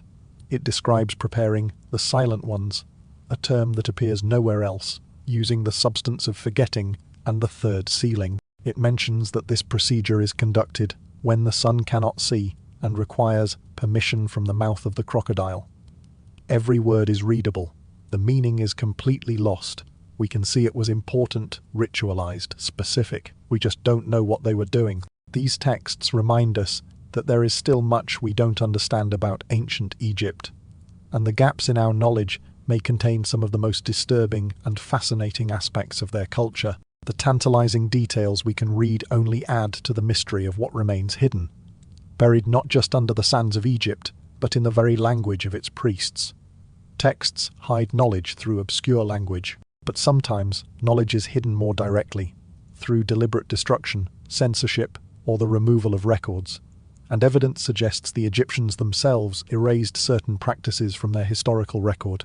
What was too dangerous, too secret, or too disturbing for the public eye? What might have been deliberately forgotten to keep it from ever being known again? Throughout history, ancient civilizations have often sought to suppress or remove uncomfortable knowledge, and ancient Egypt was no exception. Archaeological evidence suggests that certain death practices, rituals, and even entire events were deliberately erased from the historical record by the Egyptians themselves. This erasure is not the result of random vandalism or natural decay, but a calculated effort to remove specific information, sometimes to protect sacred knowledge, sometimes to cover up crimes, and sometimes to distance the civilization from practices that had become politically or religiously unacceptable. One of the most striking pieces of evidence for this intentional erasure can be found in tomb inscriptions. Some tombs show clear signs of having been systematically defaced. Unlike the random damage caused by tomb robbers or the erosion of time, these marks suggest that someone deliberately chiseled out specific symbols, faces, or entire sections of text. These removals were often precise and calculated, indicating that the information being erased was of particular importance. For example, some tomb inscriptions show faces that have been completely removed, along with any identifying hieroglyphs, while the rest of the inscription remains intact. It seems as though the Egyptians wanted to make sure the identity of the deceased, and possibly the entire burial procedure, was erased from memory, even though they left other parts of the tomb untouched. Similarly, certain papyri have sections cut out or scraped away while the surrounding text remains completely intact. In some cases, these papyri describe burial practices or rites that are unfamiliar to modern scholars, but key passages have been physically removed. The deliberate removal of these passages suggests that the information contained within was considered too dangerous, too sensitive, or too politically or religiously controversial to be allowed to remain in the historical record. A particularly revealing example of this kind of censorship is seen in temple reliefs. Some walls that depict burial practices or embalming techniques show considerable defacement. In these reliefs, the scenes of embalming are left visible, but all faces and identifying features have been carefully removed. What remains are the tools, the procedures, and the body positions, but no identifying marks or faces that could link the practice to specific individuals or rituals. Why show the technique but hide the identity of those involved? Could these reliefs have been depicting taboo practices or rituals that became politically unacceptable or controversial, and thus needed to be erased? Another case of deliberate erasure involves inscriptions found in workshop areas. These inscriptions, once covered with plaster, were later rediscovered when the plaster began to deteriorate. Upon closer examination, researchers found that the inscriptions had been intentionally hidden or covered up during ancient times. The text that emerged from behind the plaster spoke of practices related to embalming or burial, but the exact nature of the text and its implications remain unclear. Since much of the detail was deliberately concealed, the question becomes, how do you study what has been intentionally erased? How do you reconstruct practices when key pieces of the historical puzzle have been actively removed or obscured?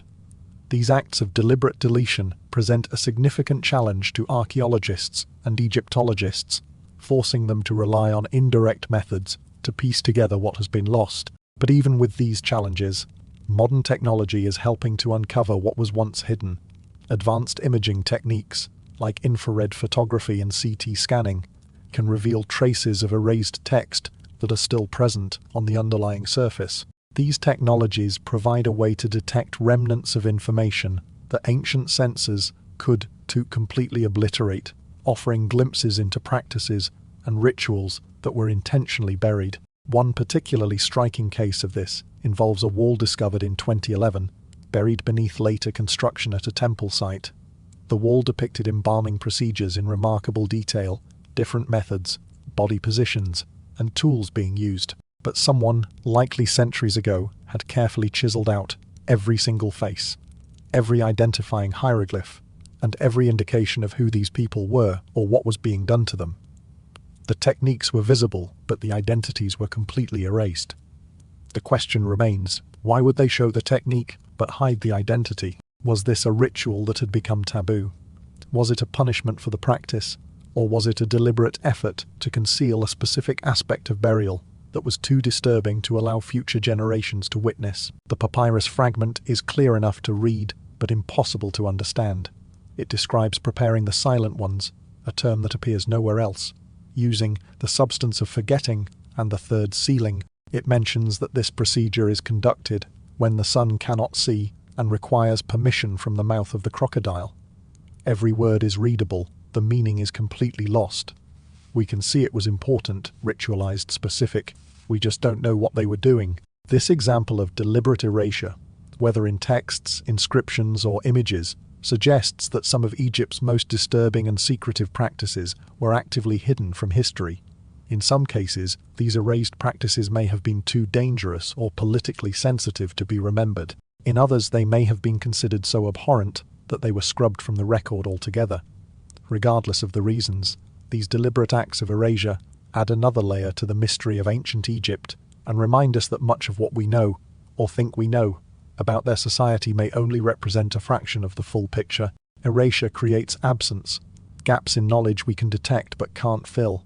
But sometimes modern technology reveals what ancient censors couldn't completely destroy, finding traces they didn't know could be detected.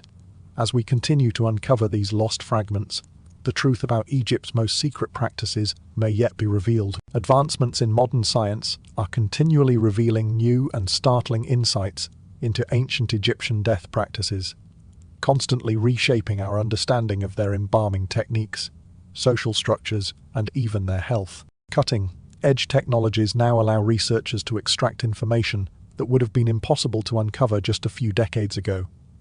DNA analysis has proven invaluable, allowing scientists to establish family relationships between mummies, which has, in some cases, rewritten parts of Egypt's dynastic histories. Isotope analysis has revealed details about the diets and geographical origins of mummies, offering a glimpse into the lives and movements of people from ancient Egypt. Chemical residue analysis has identified substances previously unknown, giving researchers clues about the specific materials and techniques used in mummification.